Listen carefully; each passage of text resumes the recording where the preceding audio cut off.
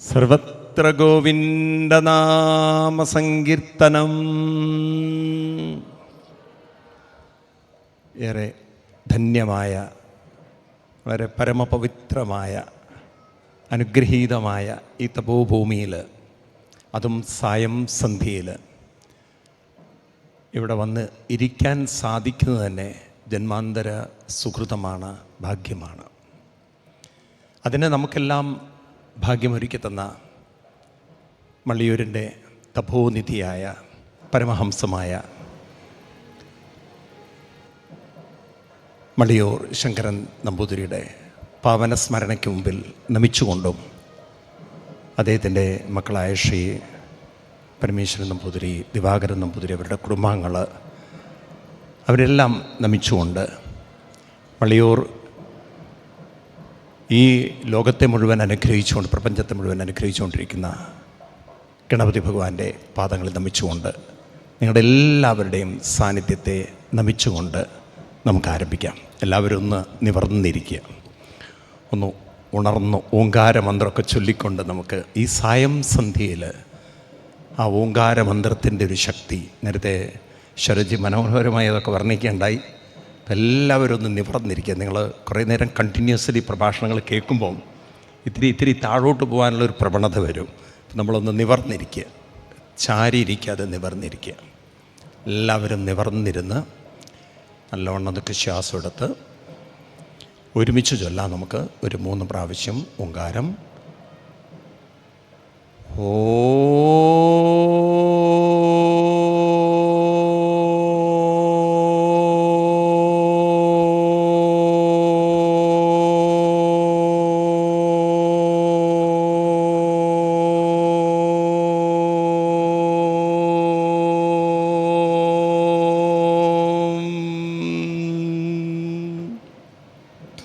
നിങ്ങളുടെ ആരുടെ ശബ്ദം ഞാൻ കേൾക്കുന്നില്ല. എല്ലാവരും ഒന്ന് ഉറക്കെ ചൊല്ലണം. ഉറക്കെ ശ്വാസം നല്ലവണ്ണം എടുത്ത് ഓ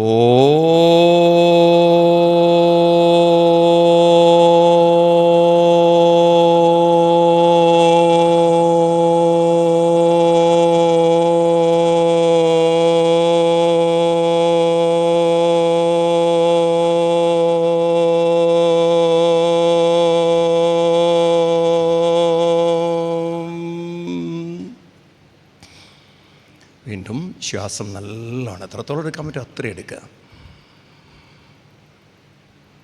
ഓ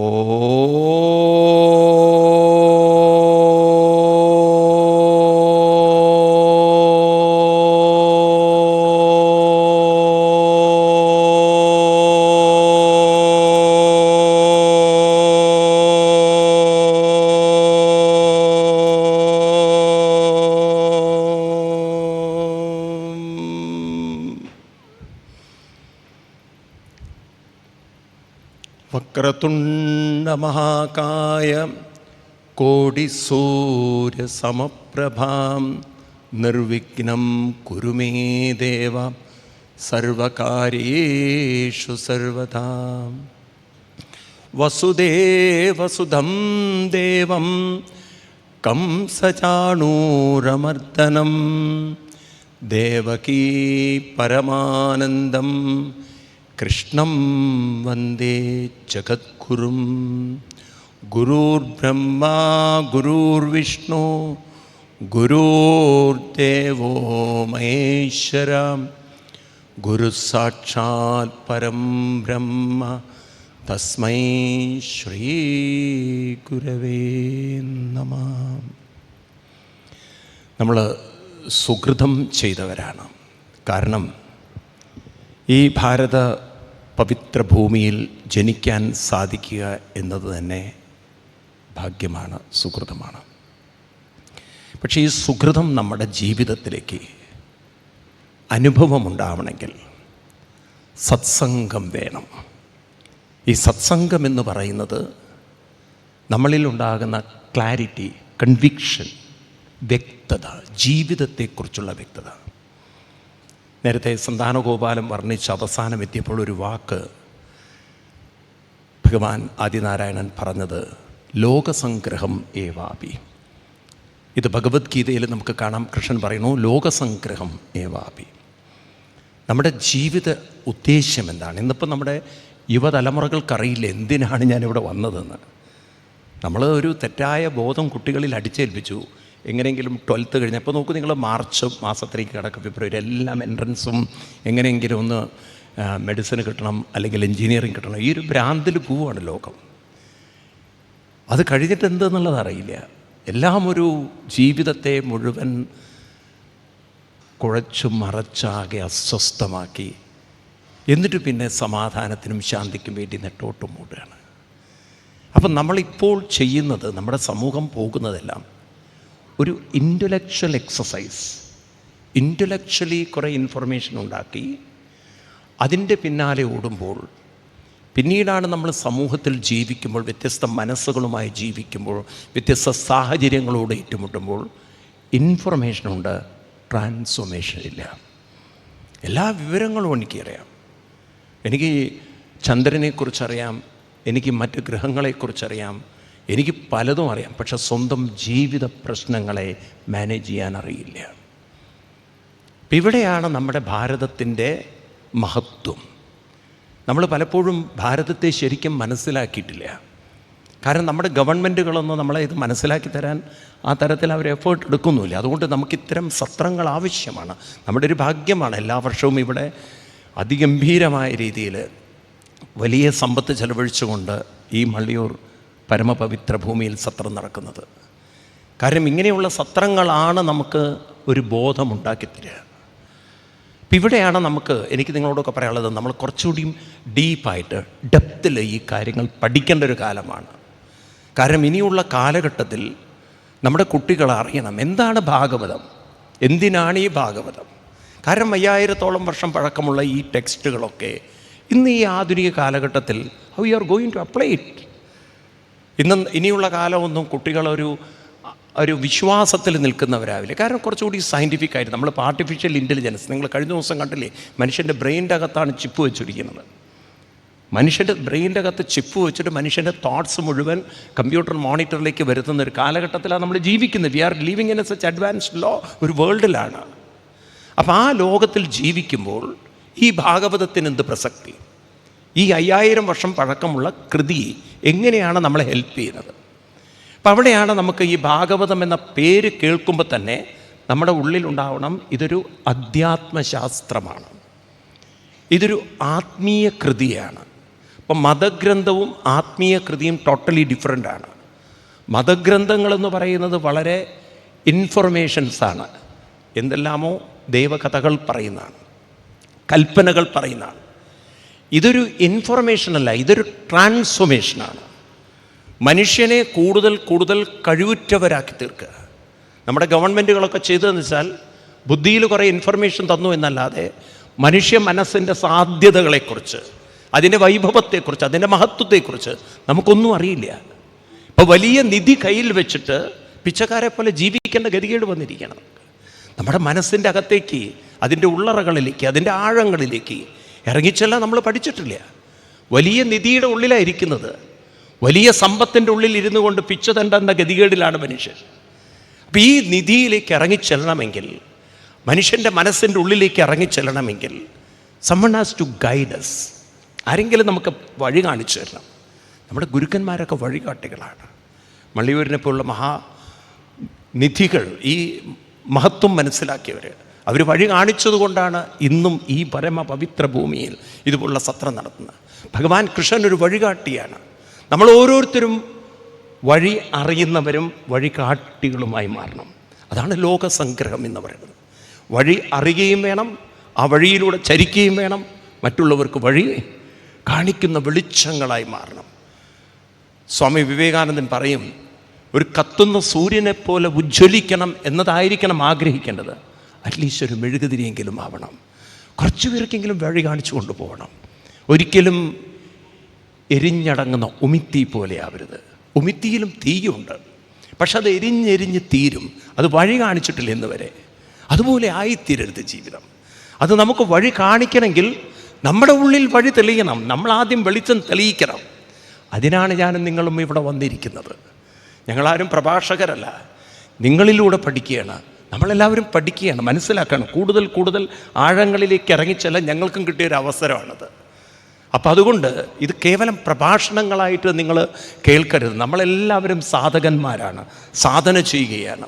അതിന് നിങ്ങളുടെ മുന്നിൽ പറയുന്നു, കുറച്ച് മുകളിൽ കയറി പറയുന്നു എന്നല്ലാതെ വലിയ വിവരം ഉണ്ടായിട്ടൊന്നും പറയല്ല. നിങ്ങളങ്ങനെ തെറ്റിദ്ധരിക്കരുത്. ഒരുപക്ഷെ നിങ്ങൾക്കായിരിക്കും കൂടുതൽ ഇതിനെക്കുറിച്ച് അറിവുണ്ടാവുക. അതുകൊണ്ട് നമ്മൾ പരസ്പരം ഭാവയന്ത ശ്രേയപരമവാപ്സ്യത എന്ന് പറയും. പരസ്പരം അങ്ങോട്ടും ഇങ്ങോട്ടും. നമ്മുടെ സമൂഹം അതാണ്, നമ്മുടെ ഭാരത സംസ്കൃതി അതാണ്. ഇതൊരു ചർച്ചയാണ്, ഇതൊരു സംവാദമാണ്. ചോദിച്ച് മനസ്സിലാക്കിയും പഠിച്ചും മുന്നോട്ട് പോകാം. അപ്പം നമുക്കിവിടെ എനിക്ക് തന്നിരിക്കുന്ന വിഷയം 11-ാം സ്കന്ധത്തിലെ, ഇന്ന് നമ്മൾ 11-ാം സ്കന്ധത്തിലേക്ക് കടക്കുകയാണ്. നേരത്തെ സന്താനഗോപാലം പറഞ്ഞ് ഉപസംഹരിപ്പിച്ചു. അതിനുശേഷവും ശ്രുതിഗീത തുടങ്ങിയിട്ടുള്ള കാര്യങ്ങളുണ്ടെങ്കിലും എനിക്ക് തന്നിരിക്കുന്നത് നവയോഗി സംവാദമാണ്. ഭാഗവതത്തിലെ 11-ാം സ്കന്ധം അത് 2 ഗംഭീരമായ സംവാദങ്ങളെ കൊണ്ട്, കോൺവെർസേഷൻ കൊണ്ട് അത്ര പ്രൗഢഗംഭീരമാണ്. അല്ലെങ്കിൽ അത് വലിയൊരു നിധികുംഭമാണ്. ഒന്നാമത്തത് വസുദേവ നാരദ സംവാദവും രണ്ടാമത്തത് ശ്രീകൃഷ്ണ ഉദ്ധവ സംവാദവുമാണ്. ഇപ്പം ഇവിടെ വസുദേവ നാരദ സംവാദം അതാണ് ഇപ്പോൾ ഞാൻ എടുക്കേണ്ട ഒരു വിഷയം. ഉദ്ധവ സംവാദം പിന്നീട് അടുത്ത നാളത്തെ പ്രഭാഷണങ്ങളിൽ അത് ഇവിടെ പറഞ്ഞിരിക്കും. അപ്പം അവിടെ വസുദേവ നാരദ സംവാദം ഇത് നടന്നത് എത്രയോ വർഷങ്ങൾക്ക് മുമ്പ്. ഇന്ന് നമ്മൾ എന്തിനാണ് ഇത് ചർച്ച ചെയ്യുന്നത്? ഇപ്പം ഇവിടെ വസുദേവ നാരദ സംവാദം നമ്മൾ പറയുമ്പോൾ ഈ സംവാദത്തിലുള്ള, ഈ കോൺവെർസേഷനുള്ള അതിൻ്റെ അടങ്ങിയിരിക്കുന്ന കണ്ടൻ്റാണ് നമ്മുടെ വിഷയം. ഇതിലൊരു കണ്ടൻ്റ്, അത് നമുക്ക് ആവശ്യമാണ്, ഇന്നത്തെ കാലഘട്ടത്തിന് ആവശ്യമാണ്. അപ്പോൾ വസുദേവർ, ഭഗവാൻ ശ്രീകൃഷ്ണൻ്റെ പിതാവ്, നാരദരുടെ മുന്നിൽ അദ്ദേഹത്തിൻ്റെ ചില മാനസിക പ്രശ്നങ്ങൾ, വിഷമങ്ങൾ കാരണം അതിൽ നിന്ന് പുറത്ത് കടക്കാൻ വേണ്ടിയിട്ട് നാരദരോട് ചോദിക്കുന്ന ചോദ്യവും അതിന് നാരദർ കൊടുക്കുന്ന ഉത്തരവുമാണ് ഈ നാരദ വസുദേവ സംവാദം. അപ്പോൾ ഈ ചോദിച്ച ചോദ്യങ്ങൾക്ക് ഉത്തരം പറയുമ്പോൾ നാരദർ പറയും, അങ്ങയുടെ ഈ ചോദ്യം പണ്ട് നിമി എന്ന് പറയുന്നൊരു മഹാരാജാവ് നവയോഗികളോട് ചോദിച്ച ചോദ്യമാണ്. പണ്ട് നിമി എന്ന് പറയുന്ന ജനക മഹാരാജാവ്, അദ്ദേഹത്തിൻ്റെ കൊട്ടാരത്തിൽ 9 നവയോഗികൾ വന്നു എന്നും ആ നവയോഗികളോട് നിമി മഹാരാജാവ് ചോദ്യങ്ങൾ ചോദിച്ചപ്പോൾ അതിന് ഈ നവയോഗികൾ ഉത്തരം പറഞ്ഞത് ഞാൻ കേട്ടു എന്നും ഇതൊക്കെ അങ്ങയ്ക്ക് ഞാൻ പറഞ്ഞുതരാം. അതായത് മുമ്പ് നടന്ന ഒരു സംഭവത്തെ റീടെലികാസ്റ്റ് ചെയ്യുക, നമ്മുടെ ഭാഷയിൽ പറഞ്ഞാൽ പണ്ടത്തെ രാമായണം ഒന്നുകൂടി ടെലികാസ്റ്റ് ചെയ്യുക എന്ന് പറഞ്ഞ പോലെ അന്ന് നടന്നൊരു സംവാദം ഇപ്പോൾ ഇതാ വസുദേവർക്ക് വേണ്ടി നാരദ മഹർഷി റീപ്രൊഡ്യൂസ് ചെയ്യണം. അപ്പം അതിലാദ്യത്തെ കാര്യം തന്നെ നമുക്കെല്ലാവർക്കും വേണ്ടുന്ന കാര്യമാണ് ഭയം, മനുഷ്യനെ മുഴുവൻ അലട്ടുന്ന ഭയം. അപ്പോൾ ഇവിടെ വസുദേവരെ വലിയൊരു വിഷമം അലട്ടിക്കൊണ്ടിരിക്കുകയാണ്. ഈ സംവാദം വരുന്നത് കൃഷ്ണൻ്റെ കുലം ഏറെക്കുറെ നശിക്കാറാകുന്നൊരു ഘട്ടത്തിലാണ്. തമ്മിൽ തല്ലി കലഹിച്ചുകൊണ്ടിരിക്കുന്നൊരു കാലം. അതും മാത്രമല്ല, കൃഷ്ണൻ്റെ കുലത്തിന് ഗാന്ധാരിയുടെ ശാപമുണ്ടായിട്ടുണ്ട്. കൃഷ്ണ, നിൻ്റെ കുലവും 10-36 വർഷം കഴിയുമ്പോൾ നശിക്കും. പിന്നെ നിങ്ങൾക്കറിയാലോ, കഥകളൊക്കെ ഞാൻ വിസ്തരിക്കുന്നില്ല, ഞാൻ കഥയുടെ ഒരാളല്ലാത്തതുകൊണ്ട്, കഥ എനിക്കങ്ങനെ പറഞ്ഞങ്ങനെ ആ ശീലമില്ലാത്തതുകൊണ്ട് ഞാൻ ആ വിഷയത്തിലേക്ക് കടക്കും. അതായത് സാമ്പനെ ഒരു ഗർഭിണിയെപ്പോലെ അഭിനയിപ്പിച്ച് വലിയ മഹാന്മാരുടെ മുന്നിൽ കൊണ്ടു നിർത്തി. എന്നിട്ട് സാമ്പൻ എന്നൊക്കെ പറഞ്ഞാൽ നിങ്ങൾക്ക് കഥ അറിയണം കേട്ടോ, എന്നാലേ പറഞ്ഞാൽ മനസ്സിലാവുള്ളൂ. ഭഗവാൻ കൃഷ്ണൻ്റെ ജാമ്പവതിയിലുള്ള പുത്രനാണ് സാമ്പൻ. അദ്ദേഹത്തിന് പെണ്ണിൻ്റെ വേഷം കെട്ടി എല്ലാവരും കൊണ്ട് നിർത്തിയിട്ട് കളിയാക്കി, തമാശയാക്കി. ഇവർ ഈ മഹാന്മാരെ നിന്ദിച്ചു. ത്രികാലജ്ഞാനികളല്ലേ, നിങ്ങൾക്കെല്ലാം അറിയുന്നവരല്ലേ, വരാൻ പോകുന്ന ഭൂതം ഭാവിയൊക്കെ അറിയുന്നവരല്ലേ, ഇവൾ എന്തിനെ പ്രസവിക്കുന്നു? നോക്കണം, വിനാശകാല വിപരീത ബുദ്ധി എന്ന് പറഞ്ഞ പോലെ നാക്ക് തെറ്റിപ്പോയി. എന്ത് കുട്ടിയെ പ്രസവിക്കുന്നു പോലും ചോദിച്ചില്ല, എന്തിനെ പ്രസവിക്കുന്നു? കൊടുത്തു ശാപം, മുസലം കുലനാശനം കൊടുത്തു. മുസലം ഇരുമ്പ് ദണ്ഡം പ്രസവിക്കും, കുലനാശം സംഭവിക്കും. അതൊക്കെ പിന്നീട് കുട്ടികൾ അരച്ച് പൊടിച്ച് കടലിലേക്ക് എറിഞ്ഞ് അതൊക്കെ പുല്ലുകളായി. പിന്നെ ഒരു കഷ്ണം ബാക്കിയുള്ളത് മത്സ്യം വിഴുങ്ങി, അത് ആ മത്സ്യത്തെ ഒരു മുക്കുവൻ പിടിക്കുന്നു, മുക്കുവൻ അത് വിൽക്കുന്നു, ഒരു വേടനെ കിട്ടുന്നു, വേടൻ അത് അമ്പാക്കി വെച്ചു. കൃഷ്ണൻ്റെ വീട്ടുകാരെന്നെ കൃഷ്ണനെ ശരീരത്തിൽ ചെയ്യാനുള്ള ഒരു അമ്പ് റെഡിയാക്കി വെച്ചു എന്ന് പറയാം. അവർ അതിനുള്ള വഴികൾ ഉണ്ടാക്കി വെച്ചു. ഇതെല്ലാം കൂടി വന്നപ്പോഴാണ് വസുദേവരുടെ മനസ്സിൽ വലിയ ഭയം രൂപപ്പെട്ടത്. ഈ ഭയത്തിൽ നിന്ന് മനസ്സിനെ മോചിപ്പിക്കാൻ പറ്റുന്നില്ല. ഉത്കണ്ഠ, ഇന്നത്തെ ഭാഷയിൽ പറഞ്ഞാൽ ആങ്സൈറ്റി എന്ന് പറയും. വല്ലാത്തൊരു അസ്വസ്ഥത, ഉറക്കമില്ലാത്ത രാത്രികൾ. ഈ ഒരു അവസ്ഥയിലാണ് വസുദേവർ നാരദരോട് ചോദിക്കുന്നത്, എങ്ങനെ ഇതിൽ നിന്നും പുറത്ത് കടക്കാം. ഇന്ന് ഈ കാലഘട്ടത്തിൽ നമ്മൾ ഭാഗവതത്തെ ഒന്ന് നോക്കിക്കഴിഞ്ഞാൽ നമ്മൾ നോക്കൂ നമ്മുടെ ചുറ്റുപാടിലേക്ക്. 2 ദിവസം ഇന്നലെയാണ് നിങ്ങൾ കണ്ടുവല്ലോ പേപ്പറിൽ 20ഓളം ആളുകളെ വധശിക്ഷയ്ക്ക് വിധിച്ചിരിക്കുന്ന ഒരു വാർത്ത കേരളത്തിലെ പത്രത്തിൽ നിറഞ്ഞിരിക്കുകയാണ്. അപ്പം അതിൽ പറഞ്ഞ ജഡ്ജ്മെൻറ്റിൻ്റെ ചില പാർട്ടുകളൊക്കെ വായിക്കുമ്പോൾ അതിൽ വളരെ വ്യക്തമായി പറഞ്ഞിരിക്കുകയാണ്, കേരളത്തിൽ സംഭവിച്ചുകൊണ്ടിരിക്കുന്ന ചില ഇത്തരത്തിലുള്ള നെഗറ്റീവ് തിങ്സ്, ഇതിനൊരു ശിക്ഷ കൊടുത്തിട്ടില്ലെങ്കിൽ ഇനിയും കേരളം അപകടത്തിലേക്കാണ്. അപ്പം അതുകൊണ്ട് നമ്മുടെ ചുറ്റുപാടെന്ന് പറയുന്നത് നമ്മളാരും സുരക്ഷിതരല്ല. അത് ഏതോ കേവലം ഒരു തെറ്റിദ്ധരിക്കരുത് നിങ്ങൾ, ഏതെങ്കിലും ഒരു മതത്തിൻ്റെ പ്രശ്നങ്ങളല്ല. പല കാരണങ്ങളാൽ മനുഷ്യജീവിതം ഒരിക്കലും സുരക്ഷിതമല്ല. ഇപ്പം ഈ സുരക്ഷിതത്വമല്ലാത്ത ഒരു ലോകത്തിലേക്കാണ് നമ്മുടെ കുഞ്ഞുങ്ങളൊക്കെ ജനിച്ചു വീഴുന്നത്, വളരുന്നത്. ഞാൻ ഇവിടുത്തെ അമ്മമാരോടൊക്കെ ചോദിക്കുകയാണ്, നമ്മുടെ കുട്ടികളെയൊക്കെ നിങ്ങൾ കോളേജിൽ പറഞ്ഞയക്കുന്നു, യൂണിവേഴ്സിറ്റികളിൽ പറഞ്ഞയക്കുന്നു, ലോകങ്ങളിൽ പറഞ്ഞയക്കുന്നു. നമ്മൾ എന്താണ് അവരെ സുരക്ഷിതരാക്കാൻ വേണ്ടി നമ്മൾ ചെയ്യുന്ന കാര്യം? നമ്മളൊന്നും ചെയ്തിട്ടില്ലേ. നമ്മളൊരു വിശ്വാസം എന്താ വെച്ചാൽ ദൈവം നോക്കിക്കൊള്ളുന്നുള്ളൊരു വിശ്വാസത്തിലാണ് നമ്മൾ ജീവിക്കുന്നത്. പക്ഷേ ഇപ്പോൾ കൃഷ്ണൻ്റെ കുലം നോക്കൂ നിങ്ങൾ. ഏറെക്കുറെ കൃഷ്ണൻ നോക്കുമെന്നൊരു വിശ്വാസത്തിൽ ജീവിച്ചു വന്ന ആ വസുദേവർക്ക് ഇന്ന് കണക്കുകൂട്ടലുകൾ തെറ്റിക്കിടക്കുകയാണ്. ഇനി കൃഷ്ണൻ വിചാരിച്ചാൽ പോലും നേരേക്കാൻ പറ്റില്ല. ശാപം, ഗാന്ധാരി ശാപം, ഇതുപോലെ മഹാന്മാരുടെ ശാപം, ഇതെല്ലാം കൂടി സംജാതമായി കിടക്കുന്ന അവസ്ഥ. ഇതുപോലെ നമ്മൾ നോക്കും നമ്മുടെ പ്രകൃതിയിലേക്ക് ഒരുപാട് പുതിയ വൈറസുകൾ ഉണ്ടാവുന്നു. നിങ്ങൾ വായിക്കുന്നുണ്ടോ പത്രമൊക്കെ? ഇന്നലെയും മിനിയാന്നൊക്കെ ജപ്പാനിൽ മുഴുവൻ മാസ്ക് ഇട്ട് നടക്കുകയാണ്. ജപ്പാൻ മാസ്ക് ഇട്ട് നടക്കുകയാണ്. കൂടുതൽ വൈറസ് വീണ്ടും വ്യാപിച്ചിരിക്കുകയാണ്. ഏത് രാജ്യമാണ്? നമ്മളെക്കാൾ എത്രയോ ഡെവലപ്ഡ് രാജ്യമാണ് ജപ്പാൻ. അവരിപ്പോഴും കോവിഡിൻ്റെ 10ാമത്തെ ലെവലിലേക്ക് എത്തിയിരിക്കുകയാണ് അത്രേ. അപ്പോൾ ഏത് രാജ്യമാണ് സുരക്ഷിതമായിട്ടുള്ളത്? പ്രകൃതി പ്രശ്നങ്ങളിൽ നിന്ന് ആരാ സുരക്ഷിതരായിട്ടുള്ളത്? നമ്മളെല്ലാം ഒരു വിശ്വാസത്തിൽ അങ്ങനെ ജീവിക്കുകയാണ്. വെള്ളമുണ്ടാവും, അല്ലെങ്കിൽ മഴ പെയ്യും, അല്ലേ? എല്ലാം ഒരു വിശ്വാസമാണ്. ഇതൊക്കെ ആർക്കറിയാം? ഈ വേനൽക്കാലം എങ്ങനെ ഉണ്ടാവുമെന്ന് ആർക്കറിയാം? അപ്പം ഇങ്ങനെ മനുഷ്യൻ ഒരു വശത്ത് പ്രകൃതിയുടെയും വേറെ വശത്ത് ചുറ്റുപാടിൻ്റെയും വേറെ വശത്ത് സ്വന്തം ജീവിതത്തിൻ്റെയും പ്രശ്നങ്ങളുമായി, ഇതിനെ ആദി ഭൗതിക, ആദി ദൈവ, ആധ്യാത്മിക താപങ്ങൾ എന്നൊക്കെ നിങ്ങൾ നിർവചിച്ചോളൂ. പക്ഷേ പ്രോബ്ലംസ് നമ്മുടെ മുന്നിലുണ്ടാകുമ്പോൾ ഈ പ്രോബ്ലത്തിൽ ഒന്നുകിൽ നമ്മളിപ്പോൾ കാണിക്കുന്ന ഒരു ജനറേഷൻ, ഇപ്പോഴത്തെ നമ്മുടെ യങ് ജനറേഷൻ എന്താണ്? ഇതൊന്നും ഞങ്ങൾക്ക് ബാധകമല്ല, വരുന്നിടത്ത് വെച്ച് കാണാം. അതാണല്ലോ ഇപ്പോഴത്തെ കുട്ടികളുടെയൊക്കെ ഒരു അവസ്ഥ. എന്ത് വന്നാലും വരുന്നിടത്ത് വെച്ച് കാണാം. അതാണ്. ഒന്നുകിൽ അങ്ങനെ നമുക്ക് എഴുതിത്തള്ളാം, അല്ലെങ്കിൽ നമുക്ക് രണ്ടാമത്തതായിട്ട് നമുക്ക് കുറേ ഇങ്ങനെ അന്ധമായി പ്രാർത്ഥിച്ചുകൊണ്ടൊക്കെ ചിലവഴിക്കാം. അല്ലെങ്കിൽ മൂന്നാമത്തതായിട്ടുള്ളൊരു കാര്യമുണ്ട്. ഇതിനെന്താണ് വളരെ കൺസ്ട്രക്റ്റീവായിട്ടുള്ള, വളരെ പോസിറ്റീവായിട്ടുള്ള ഒരു വഴി എന്താണ്? ഇതിനെ തരണം ചെയ്യാനോ ഇതിനെ നേരിടാനോ? ഇതിലേതാണ് ശരി? ഇതിനെ ഇഗ്നോർ ചെയ്യുക, ഇതിനെ മറന്ന് ജീവിക്കുക, വരുന്നിടത്ത് വെച്ച് കാണാം എന്നതാണോ ശരി? കമൺ, അതാണോ ശരി? അല്ലെങ്കിൽ അന്ധമായി പ്രാർത്ഥിച്ചിട്ട് ദൈവം ഒന്നും വരുത്തില്ല, എനിക്ക് കുഴപ്പം വരുത്തില്ല എന്ന് പറഞ്ഞിരിക്കുന്നതാണോ ശരി? അതോ ഇതിനെ മറികടക്കാൻ എന്താണ് ശരിയായ ഉപായം? ഏതാ ശരി? അതാണ് വസുദേവർ ചോദിക്കുന്നത്. ഇതിനെന്താണൊരു മാർഗം? ഇതിനെങ്ങനെ പരിഹരിക്കാം? അതുകൊണ്ടാണല്ലോ സംവാദം വന്നത്, നാരദരോട് ചോദിക്കേണ്ടി വന്നത്, ഇതിനെന്താണൊരു മാർഗം എന്നത്. അപ്പം അവിടെയാണ് നാരദ മഹർഷി എന്താണ് ഭയത്തിൻ്റെ കാരണം എന്നതിൻ്റെ ആഴങ്ങളിലേക്ക് പോകുന്നത്.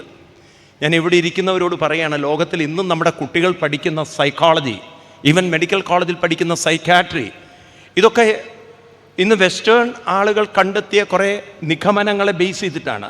സിഗ്മണ്ട് ഫ്രോയിഡ് എന്നൊക്കെ നിങ്ങൾ കേട്ട് കാണും. അവരുടെയൊക്കെ ചില കണ്ടെത്തലുകളാണ്.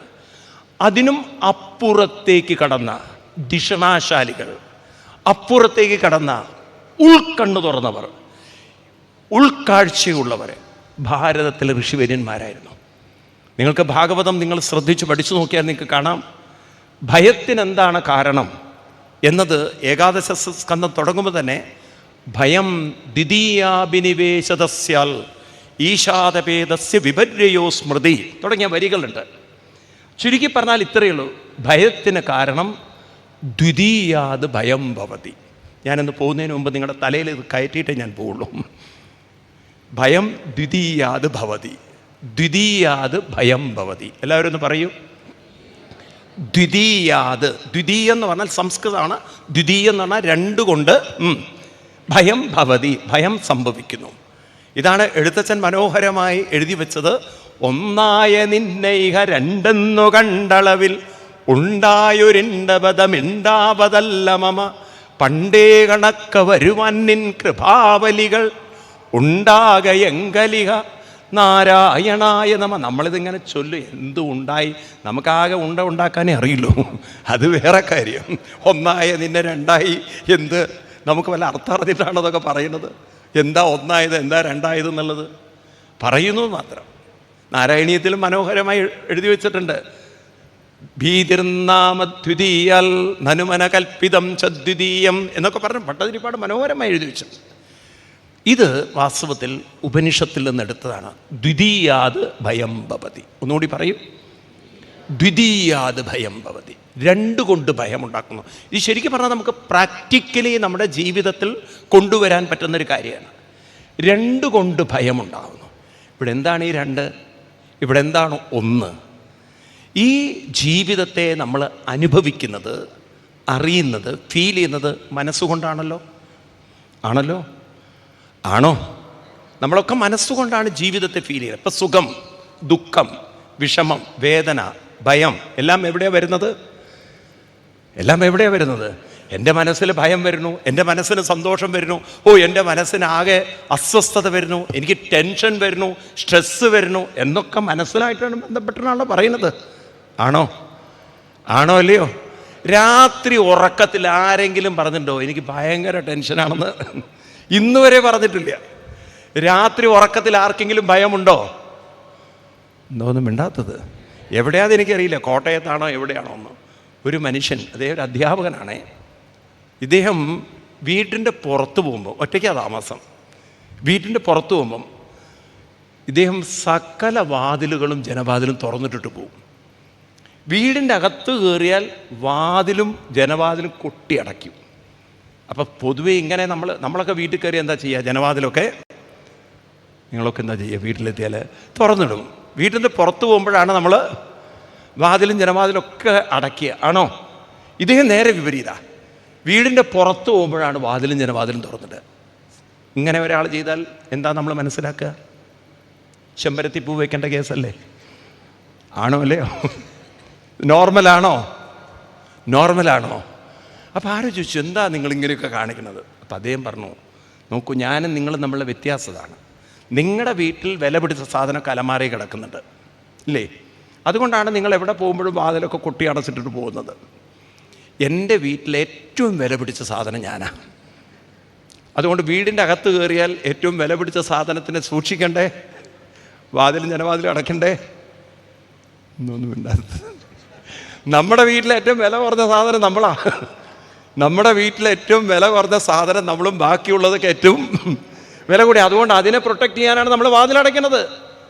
അത് കേൾക്കുമ്പോഴാണ് നമുക്ക് മനസ്സിലാവുക, അയാൾക്കല്ല വട്ട്, നമുക്കാണ് വട്ട് എന്നുള്ളത്, നമുക്കാണ് ഇത്തിരി കുറവുള്ളത്. അല്ലേ? ശരിയല്ലേ? ഇതുപോലെ നമ്മൾ അറിയുന്നില്ല. നമ്മുടെ മനുഷ്യൻ്റെ മനസ്സെന്ന് പറയുന്നത് ഈ സാധനത്തിന് പല പല അനുഭവങ്ങളും ചിന്തകളും കാര്യങ്ങളും ഉണ്ടല്ലോ. അതിലൂടെയൊക്കെ അങ്ങനെ കടന്നു പോകാണല്ലോ. അതാണല്ലോ ജീവിതം. അങ്ങനെ അതിന് പലപ്പോഴും നേരിടാൻ പറ്റാത്ത, മാനേജ് ചെയ്യാൻ പറ്റാത്ത ഏതെങ്കിലും അനുഭവങ്ങളെ അത് കയറി പിടിച്ചു കഴിഞ്ഞാൽ, അതിന് മാനേജ് ചെയ്യാൻ പറ്റാത്ത അനുഭവങ്ങളെ അത് കയറി പിടിച്ചു കഴിഞ്ഞാൽ അതിൽ നിന്നുണ്ടാകുന്ന സംഘർഷങ്ങൾ, അതൊരുപക്ഷെ തൻ്റെ ജീവിതം പോലെ അപകടത്തിലാക്കും എന്ന് വന്നു കഴിഞ്ഞാൽ, അല്ലെങ്കിൽ തൻ്റെ ജീവിതത്തിന്, തൻ്റെ മുന്നോട്ടുള്ള ഗതിയെ അത് പ്രശ്നമുണ്ടാക്കുമെന്ന് വന്നു കഴിഞ്ഞാൽ മനസ്സിൽ അത് അസ്വസ്ഥതകൾ, ഭയം സൃഷ്ടിച്ചു കൊണ്ടിരിക്കും. അപ്പം മനസ്സും വിഷയവും എന്ന് പറയും. മനസ്സും വിഷയവും. ഈ വിഷയം എന്ന് പറയാൻ കാരണം ഓരോരുത്തരുടെയും മനസ്സിൽ തട്ടുന്ന വിഷയങ്ങൾ. ഇപ്പോൾ ഒരു സ്കൂളിൽ പഠിക്കുന്ന കുട്ടിയെ സംബന്ധിച്ച് പഠിക്കുന്ന കുട്ടിയുടെ പ്രശ്നം വിഷയം എന്ന് പറയുന്നത് പരീക്ഷയായിരിക്കും. ഇനിയിപ്പോൾ മാർച്ച് മാസം നോക്കിക്കോളൂ നിങ്ങൾ. മാർച്ച് മാസമായാൽ എല്ലാവരും ചരട് കെട്ടലിൻ്റെ ലോകത്തിലാണ്. ഒക്കെ കെട്ടിക്കോളൂ, പക്ഷേ ചരട് കൊണ്ട് നിങ്ങളുടെ ഭയം കംപ്ലീറ്റ് പോകുമെന്ന് വിചാരിക്കരുത് നിങ്ങൾ. അതൊക്കെ കെട്ടിക്കോളൂ, അതൊരു ആശ്വാസം കിട്ടുമെങ്കിൽ നല്ലതാണ്. ആണോ അല്ലയോ? പെന്ന് പൂജിച്ചു കൊണ്ടുപോവുക, അതൊക്കെ ഒരു നല്ലതായിരിക്കാം. പക്ഷെ അതുകൊണ്ട് പ്രശ്നം തീരില്ല. കാരണം പ്രശ്നം പെന്നിലും അല്ല ഇരിക്കുന്നത്, പ്രശ്നം ചരടിലും അല്ല ഇരിക്കുന്നത്. പ്രശ്നം ഇരിക്കുന്നത് എവിടെയാണ്? പ്രശ്നം ഇരിക്കുന്നത് മനസ്സിലാണ്. നോക്കൂ, ഇനിയിപ്പോൾ നോക്കൂ, ഞാൻ അനുഭവിക്കാൻ പോകുന്ന കാര്യമാണ്. ഈ മാർച്ച് മാസമായ ഒരുവിധം സപ്താഹത്തിന് പോയ അമ്മമാരും മക്കളെയും കൊണ്ട് തല കൊണ്ട് കാണിക്കും. ഈ ബാർബർ ഷോപ്പിലൊക്കെ പോകുന്ന മുടി വെട്ടാനാണ്. ഞങ്ങളുടെ മുന്നിൽ കൊണ്ട് സ്വാമി ഒന്ന് തലയിൽ കൈവയ്ക്കൂ, ഒന്ന് തലയിൽ കൈവയ്ക്കൂ, പരീക്ഷ ഇത് എൻട്രൻസിന് പോവുകയാണ്, ഇത് 10ാം ക്ലാസ്സാണ്, ഇത് ഇന്നിപ്പോൾ 2 തലയിൽ കൈവച്ചിട്ടാണ് വരുന്നത്. ഇനിയിപ്പോൾ പരീക്ഷയാകുമ്പോൾ ഒക്കെ തലയിൽ കൈവയ്ക്കലാണ്. കാരണം എല്ലാവരുടെ ജീവിതത്തിലും പരീക്ഷ, കുട്ടികളെ സംബന്ധിച്ച പരീക്ഷ ഒരു ഭയം തന്നെയാണ്. പിന്നെ അത് കഴിഞ്ഞാൽ അടുത്തത് ജോലി, പിന്നെ അത് കഴിഞ്ഞാൽ കുടുംബജീവിതം, അത് കഴിഞ്ഞാൽ പലതും. ആണോ? ഭയത്തിന് അവസാനമില്ല. മരണം, രോഗം, പല സാമ്പത്തിക പ്രശ്നങ്ങൾ ഉണ്ടോ ഇല്ലയോ? അതുകൊണ്ട് പല വിഷയങ്ങൾ മനുഷ്യ മനസ്സിൽ തട്ടുമ്പോൾ അതുണ്ടാക്കുന്ന സംഘർഷങ്ങൾ, അസ്വസ്ഥതകൾ, ചിലവർക്കത് തരണം ചെയ്യാൻ പറ്റാതെ വരുമ്പോൾ അവർ തൂക്കുകയറിൽ ശരണം പ്രാപിക്കും. അതാണ് മരണത്തിലേക്ക് എത്തുന്നത്. അവർക്കത് മാനേജ് ചെയ്യാനുള്ള കഴിവില്ല. ഞാൻ ചോദിക്കട്ടെ, നമ്മുടെ കുട്ടികളുടെ ജീവിതത്തിൽ, വരാൻ പോകുന്ന കുട്ടികളുടെ ജീവിതത്തിൽ വരാൻ പോകുന്ന അവരുടെ പ്രശ്നങ്ങളെ അവർക്ക് നേരിടാനുള്ള ഒരു കഴിവും പ്രാപ്തിയും നമുക്ക് കൊടുക്കാൻ പറ്റിയിട്ടുണ്ടോ? സത്യസന്ധമായി പറയണം നിങ്ങൾ, സത്യസന്ധമായി പറയണം. നമ്മുടെ വിദ്യാഭ്യാസത്തിൽ അതിൽ വല്ലതും ഉണ്ടോ? ഉറക്കെ പറയണം നിങ്ങൾ. ഉണ്ടോ ഇല്ലയോ? ഇല്ല. നമ്മുടെ കുട്ടികൾക്ക് അങ്ങനെ വല്ലതും കൊടുക്കാൻ പറ്റിയിട്ടുണ്ടോ? പറ്റിയിട്ടുണ്ടോ? നോക്കൂ, ഇന്നിപ്പം വളരെയധികം ഗർവോടുകൂടിയിട്ട് ബിരുദ വിദ്യാഭ്യാസത്തെക്കുറിച്ച് അവരെന്നെ പറയുന്നു അക്ഷരാഭ്യാസം അറിയാത്ത മന്ത്രിയാണെന്ന്. ആരാവട്ടെ, ഐ ഡോണ്ട് കെയർ ദാറ്റ്. അപ്പോൾ ഈ തരത്തിൽ ഉള്ള ആളുകൾ ഇവിടെ ഭരിക്കുന്നു. ഇവിടെ വലിയ ലോകത്തിൽ നമ്പർ 1 ആണ്. ഞാൻ ഒരാളെ don't take it as a political criticism, but I am telling the fact. നമ്മുടെ സ്കൂളുകളിലേക്കും കോളേജുകളിലേക്കും നോക്കിക്കഴിഞ്ഞാൽ നമ്മുടെ കുട്ടികൾക്ക് ഇന്ന് പരീക്ഷകളെ അഭിമുഖീകരിക്കാനുള്ള, അത് കഴിഞ്ഞാൽ പല പ്രശ്നങ്ങളെ അഭിമുഖീകരിക്കാനുള്ള കഴിവുണ്ടോ? ഇനി കാണാൻ നിങ്ങൾക്ക് ആത്മഹത്യകൾ, IIT പോലുള്ള ഇൻസ്റ്റിറ്റ്യൂഷനിൽ ആത്മഹത്യകൾ, MBBS പോലുള്ള സ്ഥാപനങ്ങൾ, മെഡിക്കൽ കോളേജുകൾ ആത്മഹത്യകൾ കാണുന്നില്ലേ നിങ്ങൾ? ഉണ്ടോ ഇല്ലയോ? ഇതിനെന്താ ഒരു പരിഹാരമുള്ളത്? ഇവിടെയാണ് ഭാഗവതത്തിനൊരു വഴി കാണിക്കാൻ സാധിക്കുമെങ്കിൽ ആ ഭാഗവതത്തെ നമ്മൾ സ്വീകരിക്കേണ്ടതുണ്ടോ? പറയൂ. ഇത് ഞാനും നിങ്ങളും പ്രചരിപ്പിക്കണം, ഞാനും നിങ്ങളും പ്രചരിപ്പിക്കണം. ഈ ഭയം എന്തുകൊണ്ടുണ്ടാകുന്നു? How the fear is created. ഈ ഫിയറിന് കാരണം പല വിഷയങ്ങളല്ല. നമ്മളതാണ് പറയുക, പരീക്ഷയാണ് പേടി, അല്ലെങ്കിൽ നമ്മൾ പറയും കുടുംബജീവിതത്തിലെ പ്രശ്നങ്ങളാണ് പേടി, അല്ലെങ്കിൽ സാമ്പത്തിക കടബാധ്യതകൾ വന്നു ആളുകൾ ചോദിച്ചുകൊണ്ടിരിക്കുന്നു അതുകൊണ്ടാണ് പേടി, അല്ലെങ്കിൽ നമ്മൾ പറയും ഹെൽത്ത് ഇഷ്യൂസാണ് പേടി. ഇതൊന്നുമല്ല, വിഷയങ്ങളല്ല പേടി, വിഷയങ്ങളല്ല പ്രശ്നമുണ്ടാക്കുന്നത്. പ്രശ്നമുണ്ടാക്കുന്നത് നമ്മുടെ മനസ്സിൽ തന്നെ ഏറ്റവും വലിയൊരു കഴിവാണ്, ദൈവീകമായ കഴിവാണ് ശ്രദ്ധ എന്ന് പറയുന്നത്. നമുക്ക് ഏതിലേക്കും ശ്രദ്ധ തിരിക്കാനുള്ളൊരു കഴിവുണ്ട്. ഉണ്ടോ? ഉണ്ടോ ഇല്ലയോ? നമുക്ക് തന്നിരിക്കുന്ന ദൈവീകമായ ശക്തി നമ്മളുണ്ടാക്കിയതല്ലത്. നിങ്ങളുണ്ടാക്കിയതാണോ? കൊച്ചുകുട്ടി, ജനിച്ചു വരുന്ന കുട്ടി അമ്മയോട് ഇത് എന്താണെന്ന് ചോദിക്കുമ്പോൾ ആ ശ്രദ്ധ ആ കുട്ടി ഉണ്ടാക്കിയതല്ല, അത് ജന്മസിദ്ധമാണ്, ദൈവീകമാണ്. ആണോ? എന്താ ഒന്നും മിണ്ടാത്ത നിങ്ങൾ? നമ്മൾ ആ ശ്രദ്ധയെ വേണ്ട പോലെ മനസ്സിലാക്കിയില്ല. നമ്മളാകെ പറയണത് ഈ ശ്രദ്ധിക്കണം എന്ന് പറയുന്നത് നമ്മുടെ ജോലിയിലും മറ്റു കാര്യത്തിലും പഠിത്തത്തിലൊക്കെയാണ്. ആണോ? നിങ്ങളുടെ കാര്യത്തിൽ നിങ്ങൾ ശ്രദ്ധിക്കൂ. പക്ഷേ ഈ ശ്രദ്ധയിലാണ് നമ്മുടെ മുഴുവൻ ശക്തിയും ഒളിപ്പിച്ചു വെച്ചിരിക്കുന്നത്. ഭഗവത്ഗീതയിലെ 17th ചാപ്റ്ററിൽ നമുക്ക് കാണാം, യോ യശ്രദ്ധ സയേവ. ഏതിലാണോ നമ്മൾ ശ്രദ്ധ വയ്ക്കുന്നത് അതായിരിക്കും നമ്മുടെ ജീവിതത്തിൻ്റെ ഗതിവിഗതികൾ തീരുമാനിക്കുന്നത്. ഏതിലേക്ക് നിങ്ങൾക്ക് ശ്രദ്ധ തിരിക്കാൻ സാധിക്കും, നിങ്ങളുടെ ജീവിതത്തെ മാറ്റിമറിക്കാൻ സാധിക്കും. എന്തിനാണ് നമുക്ക് അമ്പലം തന്നിരിക്കുന്നത്? എന്തിനാണ് നമ്മൾ അമ്പലത്തിൽ പോകുന്നത്? നമുക്ക് മനസ്സിലായില്ലേ? ഹിന്ദുക്കൾക്ക് സത്യം പറഞ്ഞാൽ അറിയില്ല. നമ്മളിങ്ങനെ അമ്പലത്തിൽ പോകുന്നത് ഓൾമോസ്റ്റ് ദൈവത്തോട് പ്രാർത്ഥിച്ച് നമ്മുടെ കാര്യങ്ങൾ നടത്താനാണ്. ആണോ?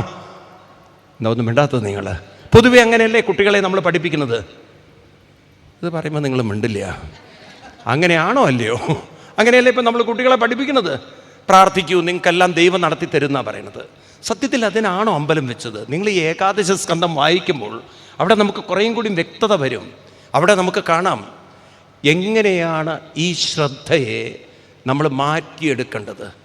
ശ്രദ്ധയെ മാറ്റിയെടുക്കാൻ നമുക്ക് ക്ഷേത്രങ്ങളിൽ വിഗ്രഹങ്ങളെ കണ്ടുകൊണ്ട് നമുക്ക് നാമജപങ്ങൾ ചെയ്യാം.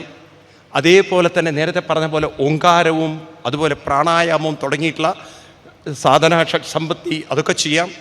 നമുക്ക് നിരന്തര പ്രാക്ടീസിലൂടെ ഓങ്കാരം എനിക്ക് തോന്നുന്നു ഒരു 5-6 തവണ ഓങ്കാരം ചൊല്ലാൻ സാധിച്ചാൽ തന്നെ, നമ്മുടെ കുട്ടികളെ പരിശീലിപ്പിച്ചാൽ തന്നെ, അതിലേക്ക് ശ്രദ്ധ വരുമ്പോൾ തന്നെ കുറേയൊക്കെ ഒരു ഇന്നർ സ്ട്രെങ്ത് നമ്മുടെ ജീവിതത്തിൽ ഡെവലപ്പ് ചെയ്യും.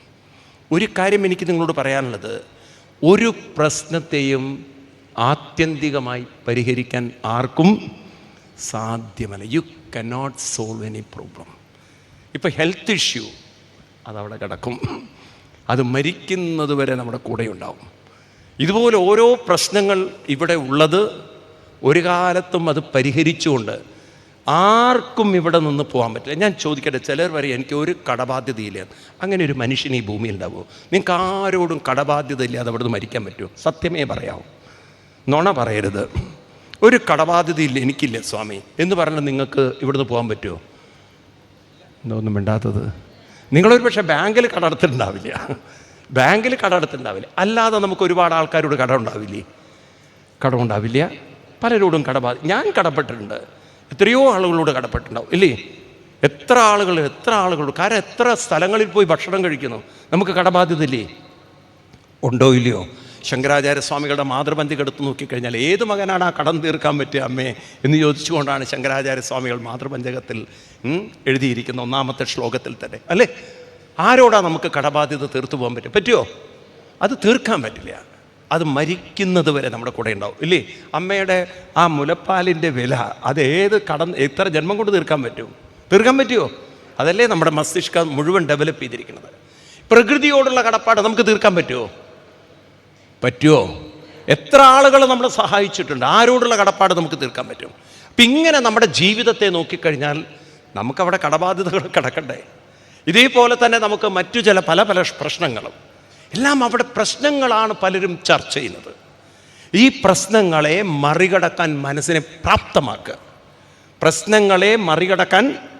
പ്രാപ്തമാക്കുക. നമ്മളെ കൊണ്ട് പറ്റുന്ന വിധത്തിൽ ഇതിനെ മറികടന്നുകൊണ്ട് ധൈര്യത്തോടുകൂടി നല്ലത് ചെയ്തു വെച്ച് ഇവിടുന്ന് പോവുക, നല്ലത് ചെയ്തു വെച്ച് പോകാൻ സാധിക്കുക. മനസ്സിലാവുണ്ടല്ലോ? നിങ്ങൾക്ക് വേണ്ടി നിങ്ങൾ പ്രാർത്ഥിക്കരുത്. കുട്ടികളെക്കുറിച്ച് കുട്ടികൾക്ക് പറഞ്ഞു കൊടുക്കണം, നമുക്ക് വേണ്ടി നമ്മൾ പ്രാർത്ഥിക്കുന്നതിലല്ല ഈശ്വരൻ കേൾക്കുന്നത്. നമ്മൾ നല്ലത് ചെയ്യുമ്പോൾ, നല്ലത് ചെയ്തുകൊണ്ടിരിക്കുമ്പോൾ ആർക്കൊക്കെ അതിൻ്റെ ഗുണം കിട്ടുന്നുണ്ടോ, പ്രയോജനം കിട്ടുന്നുണ്ടോ, ആ പ്രയോജനമാണ്, ആ പ്രാർത്ഥനയാണ് നമ്മുടെ ജീവിതത്തിലെ വലിയ വിജയമായി, ഉന്നതിയായി മാറുന്നത്. ഞാനത് പൂർണ്ണമായി ഉൾക്കൊണ്ട് ജീവിക്കുന്ന ഒരാളാണ്. എനിക്ക് വേണ്ടിയല്ല പ്രാർത്ഥിക്കേണ്ടത്, മറ്റുള്ളവർക്ക് നന്മ ചെയ്തുകൊണ്ട് ജീവിക്കുക. അങ്ങനെ നന്മ ചെയ്തു. അതുകൊണ്ടല്ലേ നോക്കൂ, നിങ്ങൾ ഈ സത്രഭൂമി ഇത്രയും ഗംഭീരമായിട്ടിരിക്കുന്നത്. ഇപ്പോൾ ഇവിടെ എത്ര പേർക്കാണ് അന്നദാനം കൊടുത്തിട്ടിരിക്കുന്നത്? അനവധി 20,000 പേരാണ് ശബരിമല സീസണിൽ ഇവിടെ ഭക്ഷണം കഴിച്ചു പോകുന്നത്. ഈ നന്മയാണ്, ഈ ഏറ്റവും ശ്രേഷ്ഠമായ പുണ്യമായ നന്മ ചെയ്യുന്നതാണ് ഇവിടെ ഏറ്റവും വലിയൊരു അനുഗ്രഹമായി മാറുന്നത്. അത് പിൽക്കാലത്ത് എന്തായാലും ഇവിടെ വലിയൊരു തീർത്ഥഭൂമിയാവും എന്നതിൽ ഒരു സംശയം വേണ്ട. കാരണം 500 വർഷമെടുത്തു അയോധ്യയിൽ രാമക്ഷേത്രം വരാൻ. ഞാനതിൻ്റെ ദൃക്സാക്ഷിയായിട്ട ആളാണ്. പ്രധാനമന്ത്രി നരേന്ദ്രമോദിജി അവിടെ വന്നുകൊണ്ട് ആദ്യം തന്നെ പറഞ്ഞത് ഹമാരാ രാം ലാല ആ ഗയാ, 500 വർഷ കെ ബാദ് ആ ഗയാ. അങ്ങനെ പറയുമ്പോൾ തന്നെ നമുക്ക് ഒരു ഉൾപ്പുളകമാണ്. 500 വർഷത്തിന് ശേഷം നമ്മുടെ രാംലാല തിരിച്ചു വന്നിരിക്കുകയാണെന്ന്. എത്രയോ യുദ്ധങ്ങളും എത്രയോ സമരങ്ങളും എത്രയോ പ്രശ്നങ്ങളും കഴിഞ്ഞ് അദ്ദേഹം തിരിച്ചെത്തിയിരിക്കുകയാണ്. ഇതുപോലെ നമുക്ക് വേണ്ടി ഈ ഭൂമിയിൽ പലരും പ്രാർത്ഥിക്കുന്നുണ്ട്. നിങ്ങൾക്കൊക്കെ വേണ്ടി പ്രാർത്ഥിക്കുന്നുണ്ടാവും. അത് നിങ്ങളുടെ തലമുറകളിലേക്ക് വരുന്നുണ്ട്. അതുകൊണ്ട് തലമുറകളെ പറഞ്ഞ് പഠിപ്പിക്കണം. നന്മ ചെയ്യുന്നതാണ് ഏറ്റവും വലിയ പ്രാർത്ഥന. അപ്പം നന്മ ചെയ്യണമെങ്കിൽ നന്മ ചിന്തിക്കണം, നന്മയിലേക്ക് ശ്രദ്ധ തിരിക്കണം. അങ്ങനെ നന്മയിലേക്ക് ശ്രദ്ധ തിരിച്ചു വിടാൻ നമുക്കൊരു പ്രേരണയും പ്രചോദനവും കിട്ടാൻ ക്ഷേത്രങ്ങളിൽ പോകണം. എന്തിനാണ് അമ്പലത്തിൽ പോകുന്നത്? കുറച്ചു നേരം മനസ്സിൻ്റെ ശ്രദ്ധ തിരിച്ചുവിട്ട് ജപത്തിലേക്കും മന്ത്രങ്ങളിലേക്കും ശ്രദ്ധ തിരിച്ചുവിട്ട് ഒരു ഊർജം ഉൾക്കൊണ്ടുകൊണ്ട് നമുക്ക് പോയി സമൂഹത്തിൽ പോയി നല്ലത് ചെയ്യാൻ സാധിക്കുമ്പോൾ ജീവിതത്തിൻ്റെ പ്രശ്നങ്ങളെല്ലാം നിസ്സാരമായി മാറി പലരും സഹായിക്കാനുള്ള നമുക്ക് പലരുടെയും കൈ കോർത്തുകൊണ്ട് നമുക്ക് മുന്നോട്ട് പോകാൻ സാധിക്കും. എവിടെയാണ് മനുഷ്യൻ തളരുന്നത്? ഇന്നെന്തേ കൂടുതൽ തളരുന്നത്? പണ്ട് നമ്മുടെ വീടുകളിലൊക്കെ കൂട്ടുകുടുംബങ്ങളായിരുന്നു, തളർച്ചയുണ്ടായിരുന്നില്ല. എന്തുകൊണ്ടാണ് തളരാത്തത്? കാരണം അവിടെ ഒരു പാരസ്പര്യമുണ്ടായിരുന്നു, പരസ്പര ബന്ധങ്ങളുണ്ടായിരുന്നു, ഒരാൾ കൈപിടിക്കാനുണ്ടായിരുന്നു, സഹായിക്കാനുണ്ടായിരുന്നു. ഇന്ന് സഹായിക്കാനുള്ളവരുടെ എണ്ണം കുറഞ്ഞതല്ല. നമ്മൾ കുട്ടികളെ വഴിതെറ്റിച്ചു കഴിഞ്ഞു. നമ്മളെന്തു പറഞ്ഞു?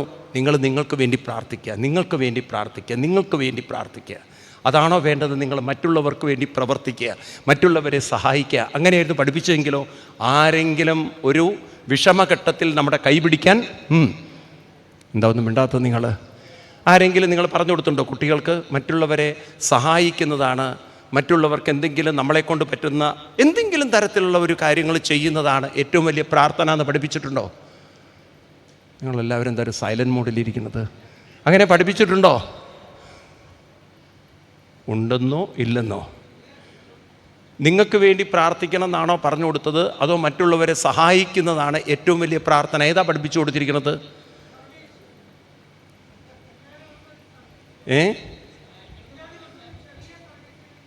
അങ്ങനെ പറഞ്ഞു കൊടുത്തിട്ടുണ്ട്. അങ്കിള് പറഞ്ഞിട്ടുണ്ടാവുമായിരിക്കും, ബാക്കിയൊക്കെ ഞാനൊക്കെ കണക്ക് തന്നെയാണ്. ഒരുവിധമൊക്കെ അവനവൻ്റെ സ്വാർത്ഥത. ദീപസ്തംഭം മഹാശ്ചര്യം, നമുക്കും കിട്ടണം പണം, നമ്മുടെ കാര്യം സിന്ദാബാദ് ആണോ അല്ലയോ? അങ്ങനെ ശീലിച്ചു പോയി നമ്മൾ. ദയാ സർവഭൂതേഷു ആശതുഷ്യതി ജനാർദ്ദനെ. ഭാഗവതം 4ാം സ്കന്ധത്തിൽ പറയുന്ന ദയാ സർവഭൂതേഷു. നമുക്ക് അനവധി ഉദാഹരണങ്ങളാണ്. ഭഗവാൻ ശ്രീകൃഷ്ണൻ തന്നെ പറയുന്നത് ലോകസംഗ്രഹമേവാപി. ഇതാണ് ലോകസംഗ്രഹം. മറ്റുള്ളവർക്ക് വേണ്ടി, മറ്റു സമൂഹത്തിന് നല്ലത് ചെയ്തുകൊണ്ടും ചിന്തിച്ചുകൊണ്ടും നമ്മൾ ജീവിക്കാൻ തുടങ്ങിക്കഴിഞ്ഞാൽ ഭയം നമ്മുടെ അടുത്തുകൂടെ പോവില്ല. ഈ ഭയം വരുന്ന എവിടെയാണ്? അവനവൻ്റെ സ്വാർത്ഥതയിൽ ജീവിക്കുമ്പോഴാണ്. മനസ്സിലായില്ലേ? മഹാന്മാർക്കൊക്കെ പല രോഗങ്ങളുണ്ടായിരുന്നു. നമ്മുടെ ഏറ്റവും വലിയ അടുത്ത കാലത്ത് സ്റ്റേജിൽ വെച്ച് ശരീരം ഉപേക്ഷിച്ച അബ്ദുൽ കലാം സാറ് ഒരുപാട് രോഗമുള്ള ആളായിരുന്നു, ഹാർട്ടിനൊക്കെ പ്രശ്നം ഉണ്ടായിരുന്നു. പക്ഷെ വകവെച്ചില്ല. അദ്ദേഹം പറഞ്ഞു, എൻ്റെ ജീവിതം മറ്റുള്ളവർക്ക് വേണ്ടിയിട്ടാണ്, ഞാൻ എൻ്റെ കർമ്മം ചെയ്തുകൊണ്ട് ശരീരം ഉപേക്ഷിക്കും. സ്വാമി ചിന്മയാനന്ദജി നിങ്ങൾ കേട്ട് കാണും. അദ്ദേഹം അനവധി ശരീര രോഗങ്ങൾ 3 പ്രാവശ്യം ബൈപ്പാസ് കഴിഞ്ഞ ആളാണ്, 3 പ്രാവശ്യം. പക്ഷെ പറഞ്ഞു, ഞാൻ ഒരിക്കലും രോഗിയായിട്ടിരിക്കില്ല. സ്റ്റേജിൽ പ്രഭാഷണം ചെയ്തുകൊണ്ടിരിക്കുമ്പോഴാണ് ആൾ കൊലാപ്സ് ആവുന്നത്. ഞാൻ എൻ്റെ കൃഷ്ണൻ പറഞ്ഞ ഈ സന്ദേശം ഉണ്ടല്ലോ, ലോകസംഗ്രഹമേവാപി. ഒന്ന് പറയൂ, എന്താ ലോകസംഗ്രഹമേവാപി എന്ന്? ലോകത്തുനിന്ന് സംഗ്രഹിക്കുക എന്നല്ല, ലോകത്തിന് വേണ്ടി നമ്മൾ നന്മ ചെയ്തുകൊണ്ടിരിക്കുക. നമ്മളെക്കൊണ്ട് പറ്റുന്ന രീതിയിൽ ചിന്ത കൊണ്ടും പ്രവൃത്തി കൊണ്ടും, കായേന വാച മനസ്സ, നല്ലത് ചിന്തിച്ചും നല്ലത് പറഞ്ഞുകൊണ്ടും നമ്മളങ്ങനെ പ്രവർത്തിക്കുക. നമ്മളെ കുട്ടികളെ പ്രാപ്തമാക്കണം നല്ലത് ചിന്തിക്കാനും നല്ലത് പറയാനും നല്ലത് മറ്റുള്ളവർക്ക് പ്രചോദനം കൊടുത്തുകൊണ്ടും.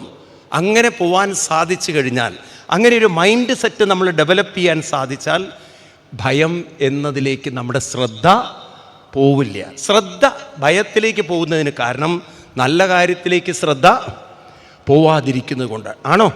ഇവിടെയാണ് 2-3 കാര്യങ്ങൾ ഭാഗവതത്തിൽ വളരെ വിസ്തരിച്ച് പറയുന്നുണ്ട്. ഞാൻ ഡീറ്റെയിൽ ആയിട്ട് പോകുന്നില്ല, നമ്മുടെ സമയക്കുറവുള്ളതുകൊണ്ട്. ഒന്നാമത്തെ കാര്യം പറയുന്നത്, പലരുടെയും മനസ്സിന്ന് മുഴുവൻ മായ കൊണ്ട് മൂടിയിരിക്കുകയാണ്, മായയിൽ മുഴുകിയിരിക്കുകയാണ്. എന്താണ് ഈ മായ എന്ന് പറയുന്നത്?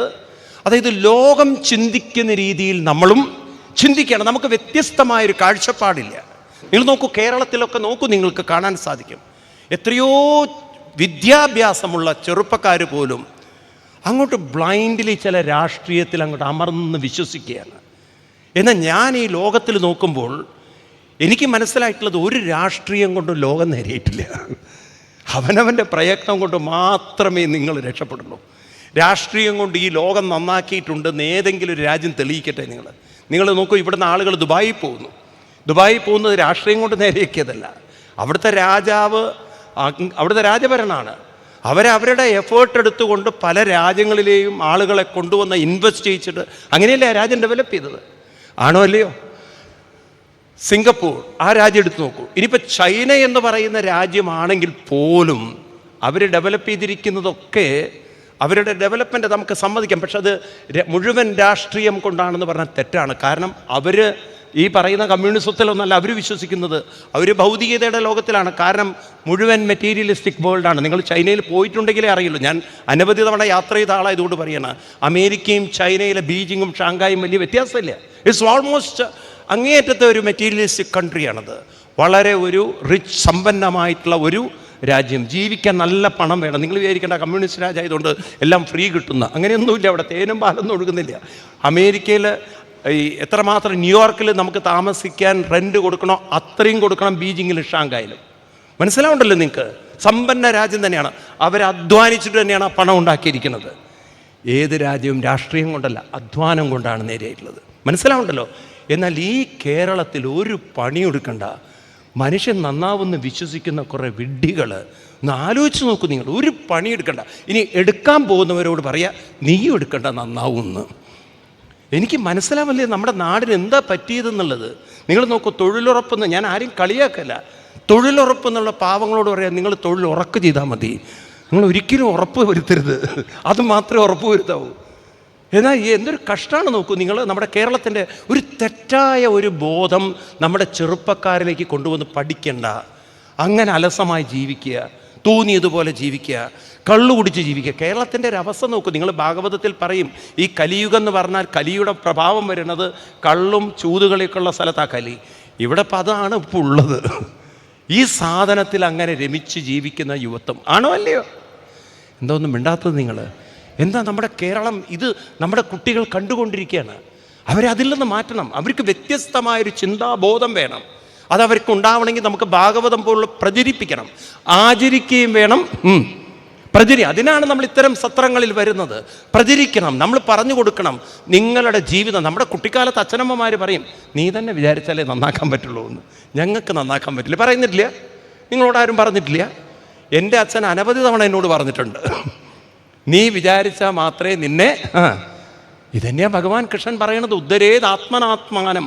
ഇത് തന്നെയാണ് ഉദ്ധവരോടും പറയുന്നത്, ആത്മൈവ ആത്മനോ ആത്മൈവ ഗുരു പ്രത്യക്ഷാനവാനാഭ്യം ശ്രേയോസോ അനുവിന്ദതേ. ഇത് തന്നെയാണ് നാരദർ വസുദേവരോടും പറയുന്നത്. വസുദേവരെ, അങ്ങയുടെ ഭയം മാറ്റാൻ അങ്ങയ്ക്ക് മാത്രമേ അവർക്ക് പറയൂ സാധിക്കുകയുള്ളൂ. അത് നമ്മൾ കുട്ടികളോട് പറഞ്ഞു കൊടുക്കണ്ടേ? നിങ്ങളുടെ ഭയം മാറ്റാൻ നിങ്ങൾ കേവലം ചരട് കെട്ടിയതുകൊണ്ടോ അമ്മ എവിടെയൊക്കെയോ ഓടി നടന്നുകൊണ്ടോ അച്ഛൻ ഓടി നടന്നുകൊണ്ടോ മാറാൻ പറ്റില്ല. അതിനാ കുട്ടികളെ പരിശീലിപ്പിക്കണം, ആ മനസ്സിനെ പരിശീലിപ്പിക്കണം. എന്തുകൊണ്ട് ഭയം വന്നു? ദ്വിതീയം കൊണ്ട്. എന്താണ് ദ്വിതീയം? ഏതോ അലട്ടുന്ന പ്രശ്നത്തെ വീണ്ടും വീണ്ടും അയവിറക്കി ചർവിത ചർവണം എന്ന് പറയും. എന്താ പറയുക? എന്താ ചർവിത ചർവണം? ആ പ്രശ്നം തന്നെ കണ്ട് അവസാനം ഉണ്ടല്ലോ മനസ്സ് അത് തന്നെയായിത്തീരും. എന്തിലേക്ക് ശ്രദ്ധ കൊടുത്തോ അത് തന്നെയായിരിക്കും. ഈ ഭാഗവതത്തിൽ 24 ഗുരുക്കന്മാരെക്കുറിച്ച് പറയുമ്പോൾ വേട്ടാളൻ എന്ന് പറയുന്നൊരു സാധനത്തിൻ്റെ കഥ പറയും. ഇപ്പോൾ ഈ വേട്ടാളൻ്റെ കഥ പറയുമ്പോൾ, വേട്ടാളൻ എന്ന് പറഞ്ഞാൽ നമ്മുടെയൊക്കെ വീടുകളിൽ ഈ ജനവാതിലിൻ്റെ ഭാഗത്തൊക്കെ കാണുന്ന ഒരു മണ്ണിൻ്റെ കൂടിൽ ജീവിക്കുന്ന ജീവിയുടെ പേരാണ്. അതിൻ്റെ ഉള്ളിലല്ല, അതിൻ്റെ പുറത്തിരിക്കുന്ന ജീവിയുടെ പേരാണ് ഏത്? വേട്ടാളൻ. ഈ വേട്ടാളന് പാവം കുഞ്ഞുങ്ങളുണ്ടാവില്ല അത്രേ. അതിന് കുഞ്ഞുങ്ങളുണ്ടാവാനുള്ള ഒരു യോഗമില്ലാത്തൊരു ജീവിയാണ് ഏത്? ഈ വേട്ടാളൻ. അത് എവിടെന്നെങ്കിലും ഒരു പുഴുവിനൊക്കെ സംഘടിപ്പിക്കും, ആരുടെങ്കിലും. ആദ്യത്തെ കുട്ടികളെ മോഷണം ചെയ്യുന്ന ആൾ വേട്ടാളനാണത്രേ. ചൈൽഡ് മോഷണം ചെയ്യുന്ന ആളാണ് ആര്? വേട്ടാളൻ. എന്നിട്ട് ഇതിനെ കൊണ്ടുവന്ന മണ്ണിൻ്റെ കൂട്ടിലിട്ട് അതിൻ്റെ ആ മുഖത്ത് ചെറിയൊരു ദ്വാരം വയ്ക്കും. ഈ ഉള്ളിൽ കിടക്കുന്ന പുഴു എൻ്റെ അച്ഛൻ്റെ അടുത്ത് പോകണം, മമ്മിയുടെ അടുത്ത് പോകണം, അച്ഛൻ്റെ അടുത്ത് പോകണം, മമ്മി അതിന് പോകണം, അതിൻ്റെ അച്ഛൻ്റെ അമ്മയുടെ അടുത്ത്. ഈ പാവത്തിന് പുറത്ത് പോകണം. ഈ വേട്ടാളൻ അതിനെ പുറത്തുനിന്നൊരു കുത്തും.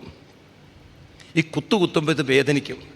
ഇത് ഈ പുറത്തുള്ള വേട്ടാളനെ കണ്ട് അവസാനം ഒരു ദിവസം കൂട് പൊളിച്ച് പുറത്തു വരുന്നത് വേട്ടാളനാണ്. നമ്മൾ വേട്ടാളനല്ല, നമ്മൾ ചിലപ്പോൾ അതിനും മോശം കാട്ടാളന്മാരായിട്ടാണ് പലരും വരുന്നത്. അപ്പോൾ അതുകൊണ്ട് അങ്ങനെ മോശമാവാത്തൊരു സമൂഹത്തെ വാർത്തെടുക്കണമെങ്കിൽ ഈ നമ്മുടെ കുട്ടികളുടെ ശ്രദ്ധയെ നമുക്ക് മാറ്റിയെടുക്കണം. നമ്മൾ അമ്പലങ്ങളിൽ കൊണ്ടുപോകുമ്പോൾ പറയേണ്ടത്, ഈ രൂപത്തെ നിങ്ങൾ കാണൂ, ജപിക്കൂ, മനസ്സ് ജപിക്കൂ, നാമം ജപിക്കൂ. നമ്മളൊരു അമ്പലങ്ങളിലൊക്കെ പോയി നമുക്കൊരു പുതിയ കൾച്ചർ രൂപപ്പെടുത്തണം. ഇനി തൊഴുതു പോവുക എന്നൊരു സംസ്കാരം മാറ്റി ജപിക്കുക എന്നൊരു സംസ്കാരം നമുക്ക് വരുത്തണം. അമ്പലങ്ങളിൽ പോയാൽ കുട്ടികളുടെയൊക്കെ കയ്യിലൊരു ജപമാല അമ്മമാർ കൊടുക്കുക. ഒരു 108 തവണയെങ്കിലും ജപിക്കുക. എന്തിനാണ് ഈ ജപിക്കാൻ പറയണത്?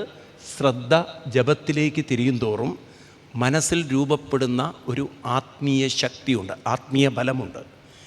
ഈ ആത്മീയ ബലം കൊണ്ട് വേണം നാളെ മനസ്സിലേക്ക് കടന്നു വരുന്ന വിഷയങ്ങൾ ഉണ്ടാക്കുന്ന ഭയത്തെ നമുക്ക് ബൈപ്പാസ് ചെയ്യാൻ. ഒന്നിനെ നമുക്ക് ഓവർകം ചെയ്യണമെങ്കിൽ അതിനുള്ളൊരു ഇന്നർ സ്ട്രെങ്ത്, ഇന്നർ ഒരു ബലം മനസ്സിലുണ്ടാവണമെങ്കിൽ മനസ്സിലത് ഉണ്ടാക്കണ്ടേ, നമ്മൾ പരിശീലിക്കണ്ടേ, വേണോ വേണ്ടയോ? അപ്പം മനസ്സിന് ആ ഒരു ബലമില്ലെങ്കിൽ എങ്ങനെ അവർക്ക് പ്രതിസന്ധികളെ നേരിടാൻ പറ്റും? അപ്പോൾ ഈ ജപത്തിലൂടെ നമ്മൾ നേടിയെടുക്കുന്ന ഇത്തരം ബലം നമ്മൾ തലമുറകളിലേക്ക് പകർന്നു കൊടുക്കുമ്പോൾ, നിങ്ങൾ ഭാഗവതം പ്രാക്ടീസ് ചെയ്തു, അതാണ് ഭാഗവതത്തിൻ്റെ അപ്ലിക്കേഷൻ. നമ്മൾ കുട്ടികൾക്കത് പറഞ്ഞു കൊടുത്ത് അവരെ പരിശീലിപ്പിച്ചെടുക്കുമ്പോൾ നാളത്തെ തലമുറ അവർക്ക് മനസ്സിലായി പ്രശ്നങ്ങൾ എന്തും മുന്നിലുണ്ടായിക്കോട്ടെ, പ്രശ്നങ്ങൾ എന്തും മുന്നിലുണ്ടായിക്കോട്ടെ. ഭഗവാൻ കൃഷ്ണൻ അവതരിക്കുമ്പോൾ ആ അവതാര സമയത്ത് ഗർഭസ്ഥനായ ഭഗവാനെ ബ്രഹ്മാവ് വന്ന് സ്തുതിക്കുന്നൊരു സ്തുതിയുണ്ട്, വളരെ മനോഹരമാണ്. പറയുന്നത് ത്വയ്യംബുജാക്ഷാഖില സത്വധാമ്നി സമാധിനാവേശിതചേതസൈകേ ത്വൽപാദബോധേന മഹത്കൃതേന കുർവന്തി ഗോവത്സപദം ഭവാബ്ധിം. അതായത് സാധന ചെയ്യുന്ന ആളുകൾക്ക് അവരുടെ മുന്നിലുള്ള ജീവിത പ്രതിസന്ധികളൊക്കെ പശുക്കുട്ടിയുടെ ഗോവത്സപദം, ഗോവത്സം എന്ന് പറഞ്ഞാൽ പശുക്കുട്ടി, അതിൻ്റെ കുളമ്പ് നനഞ്ഞ മണ്ണിൽ ചവിട്ടുമ്പോൾ ചെറിയൊരു കുഴി രൂപപ്പെട്ടാൽ ആ കുഴിയിൽ നിൽക്കുന്ന വെള്ളത്തെ നമുക്ക് മറികടക്കാൻ എന്തെങ്കിലും ബുദ്ധിമുട്ടുണ്ടോ എന്നാണ് ചോദിക്കുന്നത്. ഉണ്ടോ? ഇതുപോലെ ആയിരിക്കും ഉപാസന ചെയ്യുന്ന കുട്ടികൾക്ക് അല്ലെങ്കിൽ സമൂഹത്തിന് അവർ നേരിടുന്ന ജീവിത പ്രശ്നങ്ങളെ നേരിടാൻ നമുക്കിതിന്ന് വളരെ ആവശ്യമാണ്. കാരണം ഇന്ന് നമ്മുടെ കേരളത്തിൽ ആത്മഹത്യകളും കൊലപാതകങ്ങളും ദിനം പ്രതി വർദ്ധിച്ചുകൊണ്ടിരിക്കുകയാണ്. ഇതിനൊരു പോംവഴി എന്താണെന്ന് ചോദിച്ചു കഴിഞ്ഞാൽ ആത്മീയതയല്ലാതെ ഇതിന് വേറൊരു പരിഹാരം ഇല്ല. ഇത് ഞാൻ സത്യസന്ധമായി പറയുകയാണ്. നമുക്കെല്ലാവർക്കും കൂട്ടായി പ്രവർത്തിക്കണം. കൃഷ്ണൻ പറഞ്ഞ മറന്നു, അവർക്ക് പറയണം, പുറകിലുള്ളവരൊന്ന് പറയണം, ലോക സംഗ്രഹം, ആചരിക്കുകയും ആചരിപ്പിക്കുകയും, അല്ലെങ്കിൽ ആചരിക്കുകയും പ്രചരിപ്പിക്കുകയും. വെറുതെ നമ്മൾ പ്രചരിപ്പിച്ചാൽ പോരാ, ആചരിപ്പിക്കാനായി പ്രചരിപ്പിക്കണം. അങ്ങനെ ഒരാളെ നമുക്ക് സഹായിക്കാൻ സാധിച്ചാൽ ആ സഹായം മതി നിങ്ങളുടെ ജീവിതത്തിൽ കിട്ടുന്ന അനുഗ്രഹം. ഞാൻ പറഞ്ഞില്ലേ, മറ്റുള്ളവർക്ക് നമ്മൾ നൽകുന്ന ഇത്തരം സഹായങ്ങളാണ് നമ്മുടെ ജീവിതത്തിൽ കിട്ടുന്ന ഏറ്റവും വലിയ സൗഭാഗ്യമായി മാറേണ്ടത്. അപ്പം അങ്ങനെ ഒരു പരിവർത്തനം വേണോ വേണ്ടയോ, വേണോ വേണ്ടയോ? ഇതാണ് വസുദേവരുടെ മനസ്സിനെ പ്രിപ്പയർ ചെയ്യിക്കുകയാണ്. വസുദേവരോട് പറയുകയാണ്, ശരിയാണ്, അങ്ങയുടെ മുന്നിൽ ഭയമുണ്ട്, അങ്ങയുടെ മുന്നിൽ വലിയ ഒരു പ്രതിസന്ധിയുണ്ട്, പ്രയാസമുണ്ട്. ഈ പ്രയാസത്തിൻ്റെ ഉള്ളിലാണ് അങ്ങ് നിൽക്കുന്നതെങ്കിലും ആ പ്രയാസത്തെ മാറ്റാൻ അങ്ങക്ക് സാധ്യമല്ല. കാരണം അത് കാലം കൊണ്ട് വന്നുകൂടി, ഇനി അതിനെ മാറ്റിയെടുക്കാൻ ഒരാൾക്കും സാധ്യമല്ല. സമൂഹത്തെ പഴിച്ച് സമൂഹത്തെ കുറ്റം പറഞ്ഞിരുന്നിട്ട് കാര്യമില്ല. കാരണം സമൂഹം അങ്ങനെയാണ്, സമൂഹം പലരും അങ്ങനെ ആക്കി തീർത്തു. ഇപ്പം നോക്കൂ, നമ്മളെ മദ്യത്തിൽ അടിമപ്പെട്ടിരിക്കുന്ന കേരളം, അല്ലെങ്കിൽ ലഹരിയിൽ അടിമപ്പെട്ടിരിക്കുന്ന കേരളം, ലഹരി ഒരു വിമുക്ത കേരളം എന്നൊക്കെ എഴുതി ബോർഡ് വെച്ചിട്ടൊന്നും കാര്യമില്ല. കാരണം ആ ബോർഡ് വെച്ചവരാണ് അത് ഏറെ വിൽക്കുന്നതെന്നാണ് പറയുന്നത്. അപ്പോൾ ഈ തരത്തിലുള്ള കേരളം, ഇങ്ങനെയുള്ള കേരളത്തിൻ്റെ ഉള്ളിലിരുന്നു കൊണ്ട് ഈ കേരളം നന്നാവുമെന്ന് പ്രതീക്ഷിക്കല്ല വേണ്ടത്. കേരളം നന്നാവുക എന്ന് പറഞ്ഞാൽ, നാട് നന്നാവുക എന്ന് പറഞ്ഞാൽ, നമ്മൾ നന്നായാൽ, നമ്മുടെ ചിന്താഗതികൾ നന്നായാൽ, മറ്റൊരാളുടെ ചിന്താഗതികളെ നന്നാക്കിയെടുക്കാൻ അതിന് നമ്മൾ പ്രേരകമായാൽ അത്രയെങ്കിലും നമ്മൾ നന്നാക്കിയില്ലേ? ഉണ്ടോ ഇല്ലയോ? ഭഗവാൻ കൃഷ്ണൻ ജീവിച്ചിരുന്ന കാലത്ത് കൃഷ്ണൻ മഹാഭാരത യുദ്ധക്കളത്തിലേക്ക് വരുമ്പോൾ കൃഷ്ണൻ്റെ പക്ഷത്ത് വെറും 7 അക്ഷൗഹിണിയുള്ളൂ. കൃഷ്ണനെ എതിർത്തവർ 11 അക്ഷൗഹിണിയായിരുന്നു. അപ്പം അന്ന് കൃഷ്ണൻ ജീവിച്ചിരുന്ന കാലത്ത് പോലും കൃഷ്ണനെ എതിർത്തവരായിരുന്നു കൃഷ്ണനെ അനുകൂലിച്ചവരെക്കാൾ കൂടുതൽ. പക്ഷേ ആ കൃഷ്ണനെ അനുകൂലിച്ചവർക്ക് ആ കൃഷ്ണൻ്റെ ആ ഒരു വ്യക്തത ജീവിതത്തിൽ കിട്ടിയതുകൊണ്ട് അറിയാതെയെങ്കിലും പ്രതിപക്ഷത്തിന് പറയേണ്ടി വന്നു. നിങ്ങൾക്ക് ഗീതയിലേക്ക് നോക്കിക്കഴിഞ്ഞാൽ 1-ാമത്തെ അധ്യായത്തിൽ ഗുരുവിനോട് സംവദിക്കുന്ന ദുര്യോധനൻ അറിയാതെ പറയുന്നൊരു ശ്ലോകമുണ്ട്. പറയാണ്, അപര്യാപ്തം തതസ്മാകം ഫലം ഭീഷ്മാഭിരക്ഷിതം പര്യാപ്തം തിതമേതേഷാം ഫലം ഭീമാഭിരക്ഷിതം. 1-ാമത്തെ അധ്യായം ഗീതയിൽ നിങ്ങൾക്ക് കാണാം. അപര്യാപ്തം, കുറേയൊക്കെ നിങ്ങൾക്ക് മനസ്സിലാവും സംസ്കൃതം. അപര്യാപ്തം എന്ന് പറഞ്ഞാൽ പര്യാപ്തമല്ല, ഭീഷ്മാഭിരക്ഷിതം. ഭീഷ്മൻ എന്ന് വെച്ചാൽ കൗരവപക്ഷത്തെ നയിക്കുന്ന, ഭീഷ്മരാൽ നയിക്കുന്ന സൈന്യം 11 അക്ഷൗഹിണി ഉണ്ടെങ്കിലും പര്യാപ്തമല്ല. എന്നാൽ ഭീമാഭിരക്ഷിതം, കൃഷ്ണപക്ഷത്തുള്ള ഭീമനാൽ രക്ഷിക്കുന്ന, ഭീമനാൽ നയിക്കപ്പെടുന്ന സൈന്യം 7 അക്ഷൗഹിണിയേ ഉള്ളൂ എങ്കിലും പര്യാപ്തമാണ്. ഇത് പറയാൻ, ഇത് പറഞ്ഞതാരാ അറിയോ? ദുര്യോധനാണ് പറയുന്നത്, ഗുരുവിനോട് പറയുന്ന ശ്ലോകമാണ്. അപ്പം ദുര്യോധനൻ്റെ ഉള്ളിൽ പോലും കുറ്റബോധമുണ്ട്. ഇതാണ് നമുക്ക് സമൂഹത്തിൽ പറഞ്ഞു കൊടുക്കേണ്ടത്. ആര് സാധന ചെയ്യുന്നുണ്ടോ അവർ പര്യാപ്തമാണ്. അവരുടെ ജീവിത പ്രശ്നങ്ങളെ പരിഹരിക്കാൻ അവർ പര്യാപ്തരാണ്, കഴിവുള്ളവരാണ്. നാളെ ലോകം നോക്കിയിട്ട് പറയും, എനിക്ക് അവരെപ്പോലെ ജീവിത പ്രശ്നങ്ങളെ പരിഹരിക്കാൻ സാധിക്കുന്നില്ലല്ലോ എന്ന്. ഞാനിത് നിങ്ങളോട് പറയുന്നുണ്ടല്ലോ, ഒരു വലിയ തപോഭൂമിയാണ് ഭാരതം. ഈ തപോഭൂമിയിൽ ഇത് നമുക്കൊന്ന് കണക്ട് ചെയ്ത് മനസ്സിലാക്കാൻ സാധിച്ചാൽ ജീവിത സൗഭാഗ്യമാണ്. ഇതിൽ പരം ഒരു സൗഭാഗ്യമില്ല. നമ്മളറിയാതെ നമ്മളങ്ങനെ കൊണ്ടുപോവുകയാണ് ഈ ജീവിതം. ഞാനിപ്പോൾ അടുത്ത കാലത്ത് അയോധ്യയിൽ പ്രതിഷ്ഠാ സമയത്ത് പോയപ്പോൾ, ഞാൻ സത്യത്തിൽ പോകണമെന്ന് പ്രതീക്ഷിച്ച ആളല്ല. കാരണം എനിക്ക് ബോംബെയിൽ സപ്താഹം ഉണ്ട്, അതിൻ്റെ ഇടയ്ക്കാണ് ഞാൻ പോകുന്നത്. ഏതായാലും പോവാൻ അവസാന നിമിഷം എല്ലാവരും പറഞ്ഞു പോകണം സ്വാമിജി. അപ്പോൾ കമ്മിറ്റിക്കാരും പറഞ്ഞു സ്വാമിജി പോയിക്കോളൂ. ഉടനടി ഞാൻ പോകാൻ തീരുമാനിച്ചു. എനിക്ക് അവിടെ പോകാനുള്ള അറേഞ്ച്മെൻറ്റ് എങ്ങനെയൊന്നും എനിക്കറിയില്ല. അപ്പം രാവിലെ അന്ന് പ്രതിഷ്ഠാ ദിനത്തിൻ്റെ 22-ാം തീയതിയാണ് ഞാൻ ലക്നൗന്ന് പോകുന്നത്, ഏർലി മോർണിംഗ്. അപ്പോൾ എന്നോട് ഓർഗനൈസ് ചെയ്യുന്ന ഒരാൾ പറഞ്ഞു, സ്വാമിജി ആപ് ചിന്താ മത് കരോ സുബഹ് ആപ്കാ ഗാഡി ആയേഗാന്ന്. ഞാനവിടെ താമസിക്കുന്നത് പോലീസ് ക്വാർട്ടേഴ്സിലാണ്, അവരുടെ ഒരു സംവിധാനത്തിലാണ് നിൽക്കുന്നത്. ഇപ്പോൾ രാവിലെ 5 മണിയാകുമ്പോഴേക്കും എൻ്റെ മുന്നിൽ ഒരു വണ്ടി വന്നു. അപ്പം അതിൽ നിന്ന് ഇറങ്ങി വരുന്നൊരു ജെൻറ്റിൽമാൻ, അദ്ദേഹം വളരെ സുന്ദരമായി ഇംഗ്ലീഷൊക്കെ പറയും. ഞാൻ വിചാരിച്ചു ഡ്രൈവർമാർ മോശമല്ലല്ലോ, UP-ലെ ഡ്രൈവർമാരൊക്കെ വളരെ. ചോദിച്ചു ആപ് ഹേ ഡ്രൈവർ? നേ സ്വാമിജി മെയിൻ ഡ്രൈവർ തോ ഗാഡി മേ. അപ്പോൾ ആപ് കോനെ? അപ്പോൾ അദ്ദേഹം പറഞ്ഞു ഞാൻ വരുന്നത് ബോംബെയിൽ നിന്നാണ്, അതേ ഒരു ബിസിനസ്സുകാരനാണ്.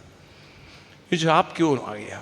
ഞാൻ ആപ്കോ ലേക്കെ ആനെ കെ ലിയേ ആപ് ഹംകോ ലേക്കെ ക്യോ? അപ്പോൾ അദ്ദേഹം പറയാണ്, സ്വാമിജി എൻ്റെ ഭാര്യ ഒരു സ്വപ്നം കണ്ടു, ഈ പ്രതിഷ്ഠാദിനം നടക്കുമ്പം ആ മണ്ണിലൊന്ന് കാലുകുത്തണമെന്ന്. എന്നോട് പറഞ്ഞു എന്നെ കൊണ്ടുപോകണമെന്ന്. അവർ ഫ്ലൈറ്റ് ടിക്കറ്റൊക്കെ എടുത്ത് ലക്നൗവിൽ വന്നപ്പോൾ അവർക്ക് പോകാൻ പറ്റില്ല. കാർ പാസ് ഉണ്ടെങ്കിൽ അങ്ങോട്ട് പോകാൻ പറ്റുള്ളൂ, അയോധ്യയിലേക്ക് കാർ പാസ് ഇല്ല. അപ്പോഴാണ് എൻ്റെ കയ്യിൽ കാർ പാസ് ഇരിക്കുന്നത്. ഇവരറിഞ്ഞു ഞാനും അവിടെ വരുന്നുണ്ടെന്ന്. അപ്പോൾ അവർ കാർ പാസ്സുള്ള എൻ്റെ അങ്ങനെ കഥ കേട്ടില്ലേ, കണ്ണ് കാണാൻ വയ്യാത്ത ഒരാളെ കണ്ണ് കാണാൻ പറ്റുന്ന ഒരാളെ ഏറ്റിക്കൊണ്ടുപോയൊരു കഥ കേട്ടിട്ടുണ്ടല്ലോ നിങ്ങൾ എന്ന് പറഞ്ഞ പോലെ ഇവരെന്നെ കൊണ്ടുപോവാണ് അയോധ്യയിലേക്ക്. ഞാൻ ഒന്നും അങ്ങനെ മനസ്സിലാക്കിയിട്ട് അങ്ങനെ ഒന്നും പ്ലാൻ ചെയ്ത് പോയതല്ലാണ്, പോവുകയാണ്. ഭഗവാന്റെ ആ ഒരു അനുഗ്രഹം പോലെ, നിയോഗം പോലെ പോവുകയാണ്. അവിടെ എത്തിയപ്പോൾ ആ സ്ത്രീ അവിടെ ഇറങ്ങി, കാറിൽ നിന്ന് ഇറങ്ങി ആ മണ്ണിൽ നമസ്കരിച്ചിട്ട് പറഞ്ഞു, നമുക്ക് ഈ ബസ് और कुछ नहीं चाहिए, ഇത്രയും മതി. സത്യത്തിൽ ഞാനൊരു നിമിഷം കരഞ്ഞു. ഇത്രയും അവരുടെ ആ ഒരു മനസ്സിൻ്റെ ഒരു ഭക്തി ഉണ്ടല്ലോ. ആ മണ്ണിൽ തൊട്ടിട്ട് പറയാണ്, നമുക്ക് ഈ ബസ് और नहीं कुछ नहीं अभी आप जाइए. ബാക്കിയൊക്കെ നിങ്ങൾ കണ്ടിട്ട് വരൂ. എന്തൊരു മഹത്വരമാണ്. അപ്പം നമ്മുടെ ഭാരത സംസ്കൃതി എന്ന് പറയുന്നത് ഇങ്ങനെയുള്ള കുറേ അമ്മമാർ, തപോ നിഷ്ഠകളായ അമ്മമാർ, അവരുടെയൊക്കെ പവിത്രത കൊണ്ടാണ് ഇന്ന് നമ്മളിങ്ങനെ നിലനിൽക്കുന്നത്. സത്യത്തിൽ ഈ ഭാഗവത സത്രമൊക്കെ ഇത്ര ഗംഭീരമായി നിൽക്കുന്നത്, അത് എത്ര പറഞ്ഞാലും മതി വരില്ല. അതുകൊണ്ട് മുന്നോട്ട് പോകണം. നമ്മുടെ തലമുറകളിലേക്ക് ഇത് എത്തിക്കണം. നമുക്ക് ചെറിയൊരു ഗ്യാപ്പുണ്ട്. നമ്മുടെ തലമുറകൾക്ക് പറഞ്ഞ് മനസ്സിലാക്കി കൊടുക്കാൻ നമുക്ക് പറ്റിയില്ല. അവരൊരു ഭ്രമത്തിലാണ്, അവരൊരു മായയിലാണ്, അവരീ കാണുന്ന ഒരു ലോകത്തിലാണ്. വെറുതെ മാളുകളിൽ ചെന്ന് വായും പൊളിച്ച് ഷോപ്പിംഗ് മാളിൽ പോയിട്ട് ടൈം പാസ് ചെയ്തിട്ട് അതാണ് ലോകമെന്ന് കരുതി അങ്ങനെ ജീവിക്കുന്ന വിൻഡോ ഷോപ്പിംഗ് ആളുകളാണ് നമ്മുടെ കുട്ടികൾ. കുറേ ആണോ അല്ലയോ? പറയൂ നിങ്ങൾ. ഒരുപക്ഷെ കോട്ടയത്തേക്ക് ഇത്ര വന്നിട്ടുണ്ടാവും അറിയില്ലേ, ഒരുപക്ഷെ വലിയ വലിയ സിറ്റികളുടെ അവസ്ഥ അതാണ്. വെറുതെ കറങ്ങി നടക്കുക. കുറേ നേരത്തെ പറഞ്ഞില്ലേ, ഇതിൻ്റെ അകത്ത് തോണ്ടിയിരിക്കുക. കുറേ തോണ്ടുക, പിന്നെ കുഴി മാന്തുക. റോട്ടിൽ മുഴുവൻ കുഴിമാന്തികളാണ്. എന്നിട്ട് അവസാനം മാന്തി ഇടുക ഒരു ദിവസം. ഈ തരത്തിൽ നമ്മൾ ഇത്ര അധപ്പതിച്ചു പോകുന്നു. മാറ്റം വരുത്തണ്ടേ? മാറ്റം വരുത്തണോ വേണ്ടയോ? അത് നമുക്കേ സാധിക്കുള്ളൂ. അതിനാണ് ഈ സത്രം തന്നിരിക്കുന്നത്. അതിനാണ് പാവം മള്ളിയൂർ തിരുമേനി തൻ്റെ ജീവിതം മാറ്റിവെച്ചത്. അതിനാണ് തപസ് ചെയ്തത്. അതുകൊണ്ടാണ് ഇതിനെ പരമഹംസ ഭൂമിയായിട്ട് നമ്മൾ പറയുന്നത്. പരമഹംസത്തിൽ വിരാജിച്ചുകൊണ്ട് മറ്റുള്ളവരെയും ആ പരഹംസ തത്വത്തിലേക്ക് അല്ലെങ്കിൽ തലത്തിലേക്ക് ഉയർത്താൻ വേണ്ടിയിട്ട് ഒരു അവസരം തന്നിരിക്കുകയാണ് നമുക്ക്. അതിനാണ് പാവം ദിവാകർജിയും പരമേശ്വർജിയും പ്രയത്നിച്ചുകൊണ്ട്, അവരുടെ സ്വാർത്ഥത്തിന് വേണ്ടിയിട്ടല്ലത്. അപ്പം അത് പ്രയോജനപ്പെടുത്തണം. ഓരോ വർഷം സത്രം കഴിയും തോറും നമ്മൾ കൂടുതൽ അറിവ് നേടി നമ്മളിതിൻ്റെ ഒരു വലിയൊരു ജീവിതം നയിച്ചുകൊണ്ട് പ്രചാരകന്മാരായി തീരുക. നമ്മുടെ തലമുറകളെ രക്ഷിക്കാനായിട്ടുള്ള ദൗത്യം നമ്മൾ അവനവന് വേണ്ടി പ്രാർത്ഥിക്കാതെ സമൂഹത്തിന് വേണ്ടി, ഞാൻ എൻ്റെ സമൂഹത്തിന് വേണ്ടി നന്മ ചെയ്തുകൊണ്ട് ഞാൻ ജീവിക്കും എന്നൊരു പ്രതിജ്ഞ ചെയ്ത് ലോകസംഗ്രഹമേവാപി. എന്താണ്? ഉറക്കെ പറയൂ. അത് പറയാൻ തന്നെ ഒരു ഊർജ്ജമില്ല. അത് പറയാൻ തന്നെ ഒരു ഊർജ്ജത്തിൽ പറയൂ. ലോകസംഗ്രഹമേവാഗ്ബി എന്ന് പറയൂ. ഞാൻ എൻ്റെ ജീവിതം അതിനു വേണ്ടി ഒഴിഞ്ഞു വെച്ചിരിക്കുക. എത്ര പേർക്ക് അതിന് സാധിക്കും? അവനവൻ്റെ സ്വാർത്ഥം. ഞാൻ ഇന്നു മുതൽ എനിക്ക് വേണ്ടി പ്രാർത്ഥിക്കില്ല. പറയാൻ ധൈര്യമുള്ളവർ എത്ര പേരുണ്ട്? അത് പറയാനേ പലർക്കും പറ്റണില്ല. ഞാൻ ഇന്നു മുതൽ എനിക്ക് വേണ്ടി പ്രാർത്ഥിക്കില്ല. ഞാൻ സമൂഹത്തിന് എന്തെങ്കിലും നന്മ ചെയ്തുകൊണ്ട് അവരുടെ പ്രാർത്ഥനയാണ് എൻ്റെ ജീവിതത്തിൻ്റെ പുരോഗതി എന്ന് പറഞ്ഞു നോക്കൂ നിങ്ങൾ. ഞാൻ എനിക്ക് വേണ്ടി ഒന്നും പ്രാർത്ഥിക്കും. അങ്ങനെ ശീലിക്കും നമ്മൾ. അങ്ങനെ നമ്മൾ നന്മ ചെയ്യാൻ തുടങ്ങിയാൽ ലോകസംഗ്രഹം അവിടെ വന്നു. ലോകസംഗ്രഹം ഉണ്ടായി. മനസ്സിലായില്ലേ? ഭയം അവിടെ നിൽക്കട്ടെ. ഭയമല്ല പ്രശ്നം, ശ്രദ്ധയാണ് പ്രശ്നം. വെറുതെ വേണ്ടാത്തതിലേക്ക് ശ്രദ്ധ കൊടുക്കാതെ നല്ലതിലേക്ക് ശ്രദ്ധ തിരിച്ചു കഴിഞ്ഞാൽ ഭയത്തിൻ്റെ സ്വാധീന ശക്തി കുറഞ്ഞു. അതവിടെ കടന്നോളും. അത് നമ്മൾ ഉപദ്രവിക്കില്ല. അതിൽ കുരുങ്ങുന്നതാണ് മായ. അതിൽ നിന്ന് പുറത്ത് കിടക്കുന്നതാണ് ദൈവാനുഗ്രഹം, ഈശ്വരാനുഗ്രഹം, ഗുരുത്വം. അതാണ് നമുക്ക് വേണ്ടത്. അത് നേടിയെടുക്കാൻ സാധിച്ചാൽ ജന്മം സുകൃതമായി, ജന്മം ഭാഗ്യമായി. ഇത്രമാത്രം പറഞ്ഞുകൊണ്ട് ഞാനിവിടെ ഉപസംഹരിപ്പിക്കുകയാണ്. വീണ്ടും നമുക്ക് കാണാനുള്ള 7:45 എന്നോട് പറഞ്ഞിരിക്കുന്നൊരു സമയം ആണോ? ഒരു സമയം അതിക്രമിക്കുന്നില്ല, പറഞ്ഞൊരു സമയം. അപ്പോൾ നമുക്ക് ഈ ഭാഗവതം അതൊരു പ്രചോദനമാണ്, അതൊരു അനുഗ്രഹമാണ്. ഞാൻ കാണുന്ന ഭാഗവതം എന്നെ സംബന്ധിച്ച് കേവലം ഒരു പുസ്തകമല്ല. I take it as a very sincerely. It is a very ഒരു സൈക്കോളജിക്കൽ സ്പിരിച്വൽ ടെക്സ്റ്റാണ്. മനുഷ്യൻ്റെ മനസ്സിനെ മാറ്റിമറയ്ക്കാൻ സഹായിക്കുന്ന അത്യുത്തമ ഒരു ആത്മീയ ശാസ്ത്രം. മോഡേൺ ഒരു സൈക്കോളജി പോലും എത്തിച്ചേരാത്ത മനുഷ്യൻ്റെ ഉള്ളറകളിലേക്ക് എത്തിയിട്ട് how the fear generate, how you can overcome that, എങ്ങനെ നമുക്കിതൊന്ന് പുറത്ത് കിടക്കാൻ സാധിക്കും, അതിനെന്താണ് നമ്മൾ ചെയ്യേണ്ടത്, അതിന് പ്രാക്ടിക്കലായിട്ടുള്ള സ്റ്റെപ്പുകൾ പറഞ്ഞു തന്നുകൊണ്ട് നമ്മുടെ മനസ്സിനെ പതുക്കെ പതുക്കെ പഠിച്ചുയർത്തിക്കൊണ്ട് അവസാനം ഈ വസുദേവരോട് നാരദർ ചോദിക്കുന്നുണ്ട്, എങ്ങനെയുണ്ട് അങ്ങയുടെ മനസ്സെന്ന്. ആ സമയത്ത് അദ്ദേഹം പറയുന്നുണ്ട്, എനിക്കിപ്പോൾ എൻ്റെ മനസ്സിൽ ഈ കുലത്തിൻ്റെ നാശമോ അല്ലെങ്കിൽ ഇവിടെ സംഭവിക്കാൻ പോകുന്ന അനർത്ഥമൊന്നും എന്നെ ബാധിക്കുന്നില്ല, എഫക്റ്റ് ചെയ്യുന്നില്ല. ഞാനതൊന്നും ചിന്തിക്കുന്നില്ല. എൻ്റെ മനസ്സിനെ ഞാൻ ഒരു റൂട്ടിലേക്ക് തിരിച്ചു വിട്ടിരിക്കുന്നു. അവസാനം പരീക്ഷത്തും അതല്ലേ പറയണത്. പരീക്ഷത്തിനോട് ശ്രീശുഖ ബ്രഹ്മർഷി ചോദിക്കുന്നതാണ്, അങ്ങേക്ക് ഇനി എന്താണ് കേൾക്കാനുള്ളത്? So what is the state of mind? നിങ്ങളുടെ മൈൻഡിൻ്റെ അവസ്ഥ എന്താണ്? അദ്ദേഹം വളരെ വ്യക്തമായി ഉത്തരം പറഞ്ഞു, തക്ഷകാദിഭ്യോ മൃത്യുഭ്യോ ന ബിഭേമ്യഹം.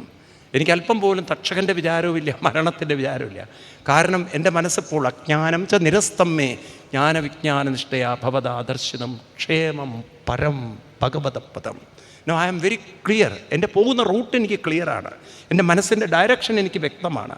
എൻ്റെ മനസ്സിൻ്റെ റൂട്ട് എനിക്ക്, നിങ്ങൾ ഗൂഗിൾ മാപ്പ് ഇട്ട് വരുമ്പോൾ നിങ്ങൾക്ക് വ്യക്തമാണ്. നിങ്ങൾക്കൊരു ടെൻഷനും വേണ്ട. ആ ഗൂഗിൾ മാപ്പ് ഇട്ട് കൊടുത്തുകൊണ്ട് പോന്നാൽ മതി. ചില സമയത്ത് അത് നമ്മളെ കരയിലേക്കെന്ന് പറഞ്ഞ് കായലിലേക്ക് കൊണ്ടുപോകാറുണ്ടെന്നൊക്കെ പറയണം. പക്ഷേ എനിക്കറിയില്ല, അത് വെള്ളമടിച്ചിട്ട് ഓടിച്ചാണെന്നാണ് പറയുന്നത്. എന്തായാലും അങ്ങനെ ഒരു സംഭവം ഒരിടത്തുണ്ടായെന്നൊക്കെ പറയണോ. ഏതായാലും മിക്കവാറും 90% ഗൂഗിൾ മാപ്പ് കറക്റ്റായിട്ട് കൊണ്ടുപോകാറുണ്ട്. ഉണ്ടോ? ഇന്ന് ഞങ്ങളിത്തിരി ചുറ്റിച്ചു, വേറെ കാര്യം. അതൊക്കെ സംഭവിക്കും, ഇടയ്ക്ക് ഇത്തിരി സംഭവിച്ചാലും എന്നാലും അത് എത്തിക്കും നമ്മളെ. ഉണ്ടോ? വഴി തെറ്റിക്കഴിഞ്ഞാൽ നമ്മൾ ഓർമ്മിപ്പിക്കും, വഴി തെറ്റിയിട്ടുണ്ട്, റീറൂട്ട് ചെയ്യണമെന്ന്. എന്ന് പറഞ്ഞ പോലെ ഈ ഭാഗവതം നമുക്കങ്ങനെ ഒരു ക്ലാരിറ്റി തരികയാണ്.